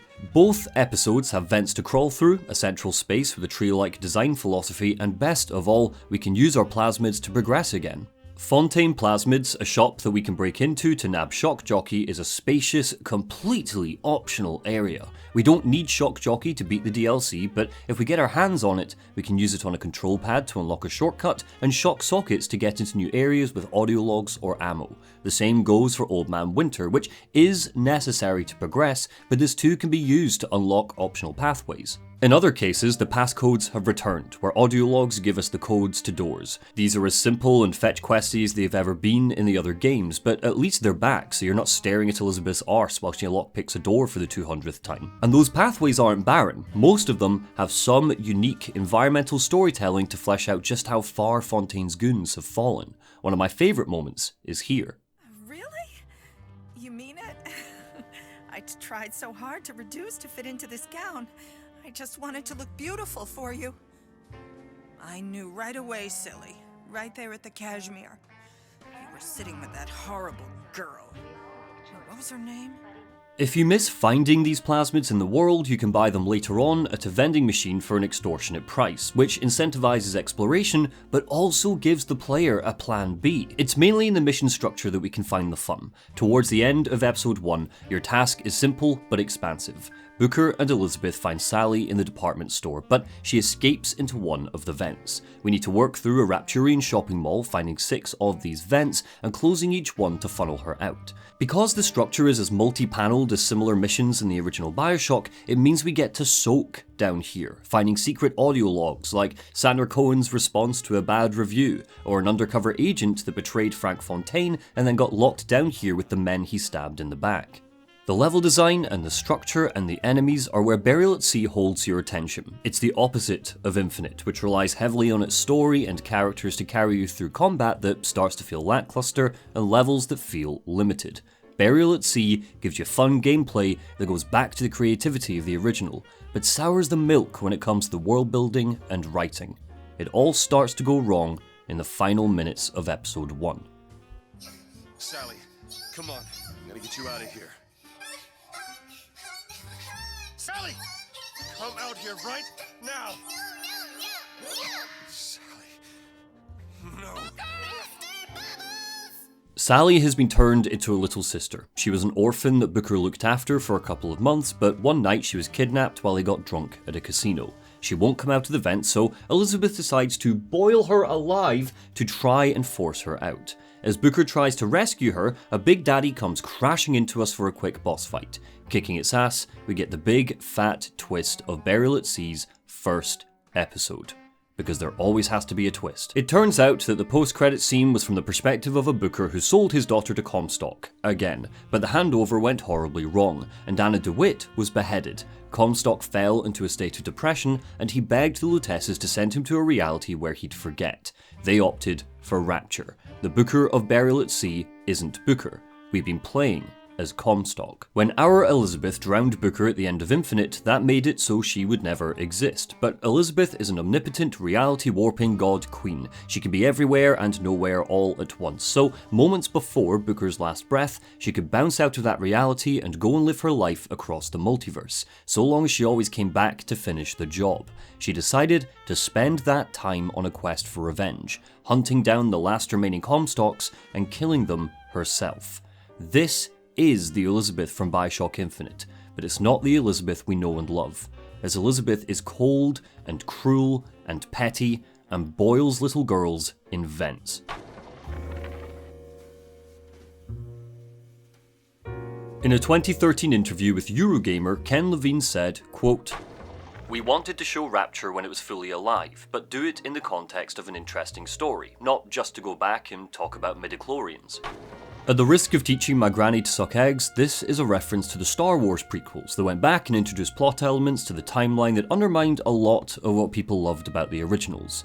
Burial at Sea's first episode is messy. The Elizabeth of the DLC is unlikable, the Rapture it gives us is obscure and intangible, but on its own, it's a clumsy, if not pretty, jump back to the city beneath the sea. It reads like fanfiction, but it's ultimately a lot of fun. Burial at Sea Episode 2 goes back and introduces plot elements to the timeline that undermines a lot of what people loved about the originals. In fact, its very existence and plot has a lot in common with modern Star Wars. Everything needs to tie to the big picture, to Vader, the Empire, the Skywalkers. Burial at Sea's #1 priority is linking Rapture and Columbia together in unavoidable and frustrating ways. Mademoiselle? Yes? Quel est votre nom? Elizabeth. Pour vous, Elisabeth. Oh no. No, I couldn't. I can't accept. Je vous en prie. J'insiste. Oh, thank you. Elizabeth awakens in the Paris of a dream. A sunny day, the artists paint her for free. She's got a pal called Cosette, a reference to her love of Les Miserables. There's bloody Baguette Boy. It's a Disney dream. Birds land on her finger and sing to her. Everyone is her friend. She's murdered the shit out of Belle and finally taken her rightful place as a multiversal princess of Paris. But it's not long before the dream goes wrong. She sees Sally, the child that she tried to boil alive. Did I mention that she tried to boil a child alive? She's racked with guilt because of what she did, and when she awakens, we see Atlas and Booker. Suchong. And how do you know that, slant-eyed wonder? You're his lab assistant. I'm his lab assistant. If it escaped your notice, Andrew Ryan sunk us 5,000 fathoms below his shining city. How does Suchong propose to get us back? That's between me. That's between me. And the slant. And the slant. Jesus Christ, Elizabeth! I hate so much of what's about to happen, and it's just the first 15 minutes of episode 2. I've tried to record this 4 times now, and I'm getting lost in tangents and rabbit holes, so to keep things simple, I'm just going to list 4 things that bother me the most. Number 1, the racism. This is such an unnecessary piece of dialogue to have the ultimate hero of the franchise, because that's what she's positioned as now, say. Atlas saying it is great, that guy is a scumbag. The memory of Booker saying it is great, that guy was a scumbag. But Elizabeth's line could just as easily have been rewritten as, "That's between me and him." Main characters are allowed to be problematic, just look at how Booker is handled in the main game. But Elizabeth has been explicitly characterized as not being racist because her sheltered upbringing meant she wasn't exposed to the sick prejudices of Columbia. She calls it out at plenty of moments. Atlas would agree to her part of the deal whether she used a slur or not. Her ability to rinse Suchong for being Asian doesn't add or take away from her bargaining power. I don't understand why Ken Levine is so determined to take a beloved character and turn her into a child-boiling, cold-hearted, racist piece of shit, all in an effort to say something about how she embodies the Comstock cycle or whatever. Elizabeth already broke that cycle. Are we saying that being an asshole is now a genetic thing? I'm so sorry they did this to you, Elizabeth. Number 2, when Elizabeth tells Atlas that little sisters are dime a dozen in Rapture, his reply is, "That's a right fairy tale you got dreamed up." Atlas, Buddy, you were the one who started the Little Sister program. You made them. You know there are a crap ton of sisters in your orphanage, and you know that Andrew Ryan desperately wanted to take over your business model. What are you talking about? Number 3, the Big Daddy. This is mainly a problem with episode 1, but it's relevant here. The Big Daddy that we fight and ultimately kills Booker shouldn't be down here. It shouldn't exist. The bouncers hadn't been invented by this part of the story because they were invented by Andrew Ryan, not Frank Fontaine, so none of Andrew Ryan's Big Daddies should have been in the department store when it got sunk. What should be down here is an alpha Big Daddy, the type we play as in Bioshock 2, because they were the Big Daddies Fontaine created, and they were the ones that would have fought alongside him in the war. But I guess Ken Levine really hated Bioshock 2 or something and decided to just erase it from the canon. No wonder Jordan Thomas didn't help with these episodes. Number 4, and this is the worst one, the goddamn quantum superposition.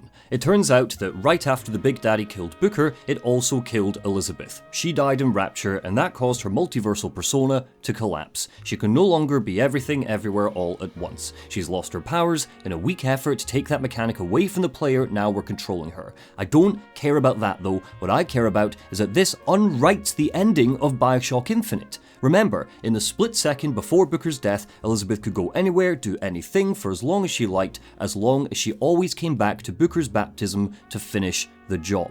But if there's a quantum collapse, she can't do that anymore. She can't go back. So now the timeline of Bioshock Infinite is rewritten. Now what happens is Elizabeth tries to drown Booker, leaves before she can finish the job, and loses her powers in Rapture, which means Booker survives the end of Infinite, and so does Comstock. And that reality will play out as it always did. Burial at Sea doesn't just retcon key beats of Infinite, which we will get to, it retcons the ending of the game it is spinning off of. Back of his head will serve just as well. Be a hell of a lot quieter, too. That's not what you would have done. I'm not Booker. Just because your father did something one way, doesn't mean you have to. As for the gameplay, Elizabeth is weaker than Booker. She doesn't have the infinitely respawning shield, so she needs to play stealthily. Enemies finally have a little awareness meter that appears above their head. Hooray! Shame then that they're blind. It takes an age for any splicers to see Elizabeth, and a lot of them can be taken out by just waddling up to them, clacking heels and all. If that's too hard for you, don't worry, she can find the Peeping Tom plasmid that lets her see enemies through walls, and holding it down makes her invisible. And because almost every splicer is carrying Eve on them, the zap 'em and whack 'em strategy is evolved into the vanish and whack, and that sounds like a magician's fetish. Elizabeth's task is to get Fontaine's department store out of the ocean trench and connect it back to Rapture. To do this, she needs to get to Dr. Souchong's lab because he's been experimenting on tears this whole time, unbeknownst to literally everybody in Bioshock 1 or 2, and has found a door leading back to Columbia. If Elizabeth could get a hold of the Lutece particle that made Columbia float, then maybe she can use it to make the shopping mall do the same. That is what the majority of this DLC is, a fantastic wide hub for Elizabeth to wander around, picking locks, cracking codes, trying to break into Souchong's lab and fix up his tear machine. There is an entire side quest included where the player is rewarded with the shocking twist that Atlas is in fact Frank Fontaine? Wait a minute, just like with episode 1, some of the stuff we see is fun and creative. Ryan's preparatory academy is a personal highlight, with Ryan the Lion brainwashing private school kids into thinking communism is stupid and lies. But even this cracking scene dressing isn't devoid of Burial at Sea's usual bullshit. Ryan gives his head teachers the authority to use possession on children that do not behave. It really goes against his whole "a man chooses, a slave obeys" mantra, is nothing sacred. What? Open the tear. Power for device very expensive. Tit for tat. Just tell me what you want. Souchong wants something simple. Lock of hair. Elizabeth eventually makes it to Columbia, but Souchong won't let her return to Rapture unless she steals a hair sample from Jeremiah Fink's lab. This is the worst part of the gameplay because it's a return to Columbia's limited level design without uses for plasmids or lockpicking or code breaking. And I hope you like retcons because it's here we get 3 more, baby. It turns out that the Vigors from Infinite weren't just a symbolic parallel that tied Infinite to the rest of the series, they were literally stolen from Rapture. Jeremiah Fink learned about plasmids from Souchong and then sent his people on diving missions to find Adam's slugs. Everything is connected. Look how clever this is while robbing agency from all of our characters. characters. The same goes for Songbird. Suchong wasn't a mad genius at the front of his field who designed big daddies that could imprint on little sisters. He stole that idea from Fink. Look at these mad inventors not inventing anything. But both of these pale in comparison to what Burial at Sea does to Daisy Fitzroy. I will see Fink and Comstock burn, but I will not hold the son to account for the deeds of his father. You've misunderstood us. We neither asked you to harm the child. Nor did we promise that yours would be the hand that would set Comstock's world afire. A famous man once said, And a famous man shall say, I may reach the mountaintop, but I fear I shall never visit the valley below. But you mean I won't live to see the... No. It's up to you what matters more. Your part in the play? Or the play itself. Someone is coming. She'll arrive a girl. She must leave a woman. And what makes the difference between a girl and a woman? Blood.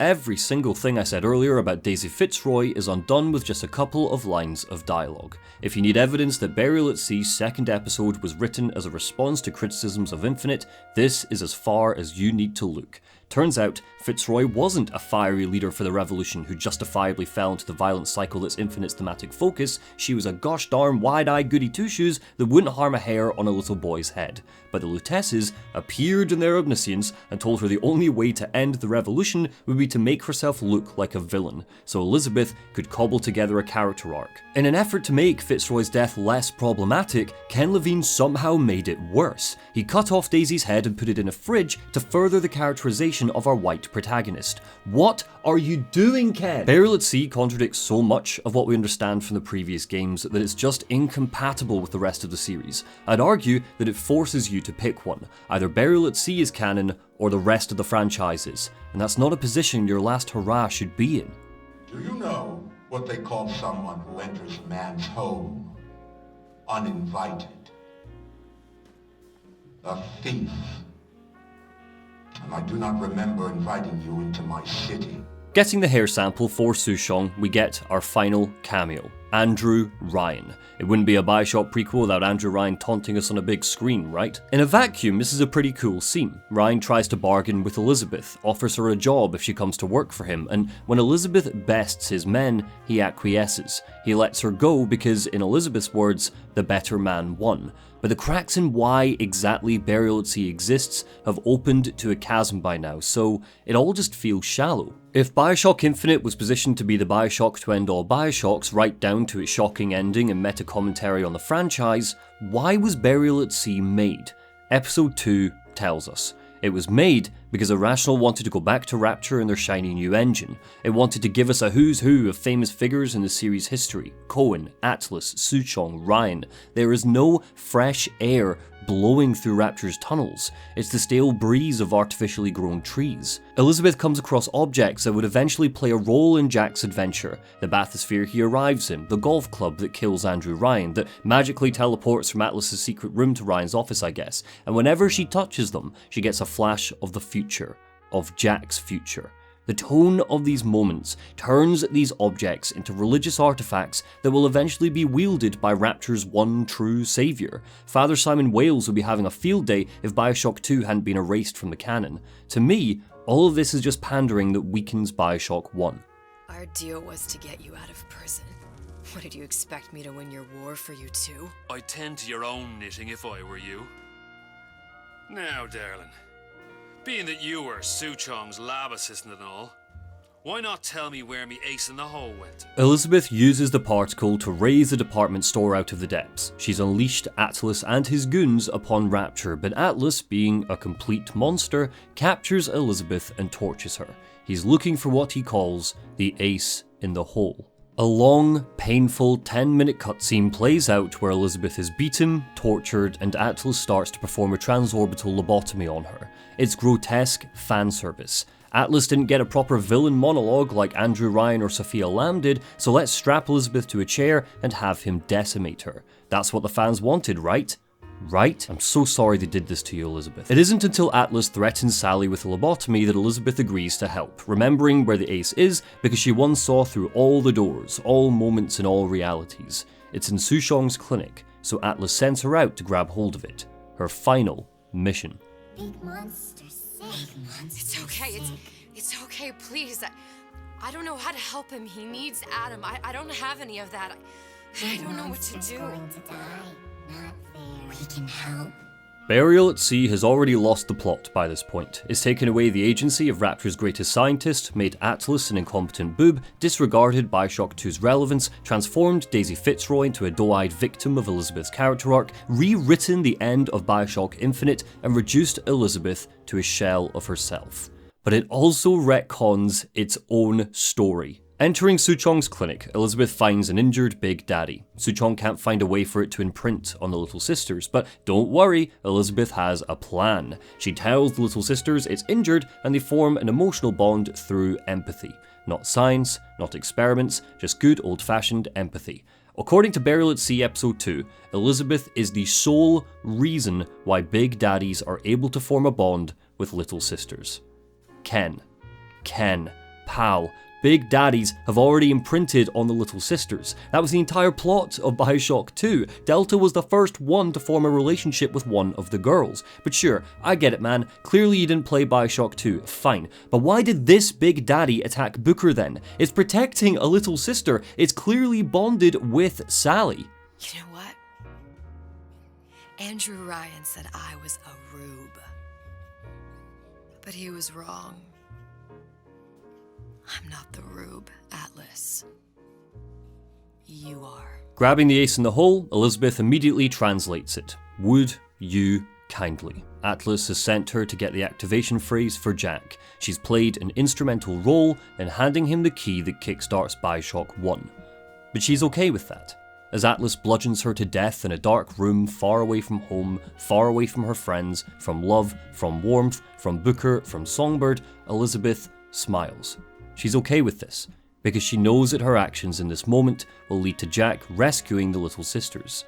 Sally will be saved. Bioshock 1, aside from being a thrilling deconstruction of an objectivist utopia, was all about choices and free will. Jack's journey from the Lighthouse to Andrew Ryan's office was meticulously planned by Atlas, because Atlas was a clever, evil bastard. According to Burial at Sea, he was a moron. Nobody is supposed to know he's Frank Fontaine. He murdered one of his closest supporters, Diane McClintock, when she caught him without the Irish accent. Yet here, he's arrogant to the point of caricature. He slaps the Fontaine smuggling logo on Atlas propaganda. He loses the fake accent when he gets upset multiple times. Megalomaniacal psychopath Frank Fontaine forgets about his massive con just because he gets annoyed. How many of his followers has he accidentally told his secret to? The power of Jack undoing his brainwashing and killing Atlas, finally a free man, saving the Little Sisters from the hellish landscape of Rapture, is swept aside. It's not Jack or Atlas's story anymore. It's not a game about free will and the power of choice, about a man choosing or a slave obeying. It's a story about Elizabeth. Elizabeth paired the Big Daddies with the Little Sisters. Elizabeth freed Atlas from prison. Elizabeth unlocked the bathysphere that Jack would eventually use. Elizabeth got Suchong killed. Elizabeth gave Atlas the code to activate Jack. I guess we should just be thankful that she didn't convince Tenenbaum that harvesting sisters was bad, or gave Eleanor to Sophia Lamb. All of Bioshock is now God Queen Elizabeth's tale. If you play Burial at Sea and then play Bioshock 1, what you're experiencing is a sequence of events set up and put in motion to redeem asshole Elizabeth, a version of Elizabeth Comstock that fans of Infinite didn't ask for and massacres the heart and soul of Infinite. Jack is just some messianic figure, prophesized in the thread of the multiverse to one day come to Rapture and save its victims, and Elizabeth was his prophet, put in Rapture to spark the first flames. I can see all the doors. And what's behind all the doors. And behind one of them, incredibly, I see him. It feels like a real bummer to end a critique of Bioshock Infinite with a rant about Burial at Sea. I considered chopping this part off and turning it into its own video, but as much as I pretend it's not canon when I replay the series, it is. Irrational said so. They created Rapture and Columbia, and just like how the gameplay style of the franchise evolved, so did their expectations of their audience. It's their worlds to play with, we just get to sit in them. So, is Bioshock Infinite worth it after the hype? This is probably an unhelpful answer after such a messy critique, but that's up to you. It all comes down to the variables. There's always a lighthouse, there's always a man, there's always a city, and sometimes there's a unicorn, but despite how captivating Infinite is, I don't think this was that time. Thanks for watching, especially to those of you who've been here since the first Bioshock critique. Major shout out to my 3 guest speakers, Boulder Punch, Ludiscari, and Pixel a Day. If you liked this video, you will love the work they do, so check them out, links below. As always, big shout out to my patrons. They're the reason why I can invest so much time into massive critiques back to back, so order of thanks go to Patrick Baird, LGX, Brian Sapp, Nicholas Chemin, Trevor Vernham, Mark Anderson, Kay Dansky, Joel Wilcox, Pleo, Gavastrian, Blank Name, Jin Rummy, Biased Ballas, Unholy Biscuit, Uzair, Leon, Matthew Sinclair Thompson, Justin Johnson, X-Rights, Shamax, Tibi Galanu, can you tell I've lost my voice, Aiden, Jonathan Riggs, Zachary Johnson, Daxter TK421, DNSCH, Martin Gribben, Jordan S, Jared Trainham, Nick, Damp Gibbon, Monicari, Kieran Gresty, Lamar825, Jeremy Shore, Ike N, The All Brand Man, Jake, Tempe, Courtney Wampler, Anthony Holder, David J. Morin, Minato, Callum Armitage, Christopher Tierney, Torstein Sunness, Fipsy, Derek DeRosia, Luca, Tom Inns, Heliquin, Sammy Stuff, Jaguke, Jordan, Alberto Calles, Lee, Austin Long, Type Raz, Matthew Bendel, Dini, Zachary Powers, Andrew Winos, Compulsory Fungus, Dank Hank, Prospero, Neuen Guterres Dopoff, Lizzie Gale, Alan Black, Callsign Noire, David Bedard, Cece, Jared Helfer, Mooker, John Foster Ag, Robert Capel, Matt McCulloch, Graham Barreros Ferreira, Ethan, Paul W, Chief Sweep, Ehor May, Jonathan Lum, Eddie Wingfors, Rees, Strupp, Angry Optimist, Yana Grasfrau, Laura Possum, Long Cheddar, Jordan Halsey, Talkster, Donis Conva, Ashley Broning, 100 Sams, My Friend Neil, Michael Diaz, Nathaniel Waters, Dinkin Pearson, Kyle Pears, Seb Scott, Lonely Ronim, Chris Bread, Kane Highwind, Neve Kerr, and Johnny Miller. As always, thank you so much and take care.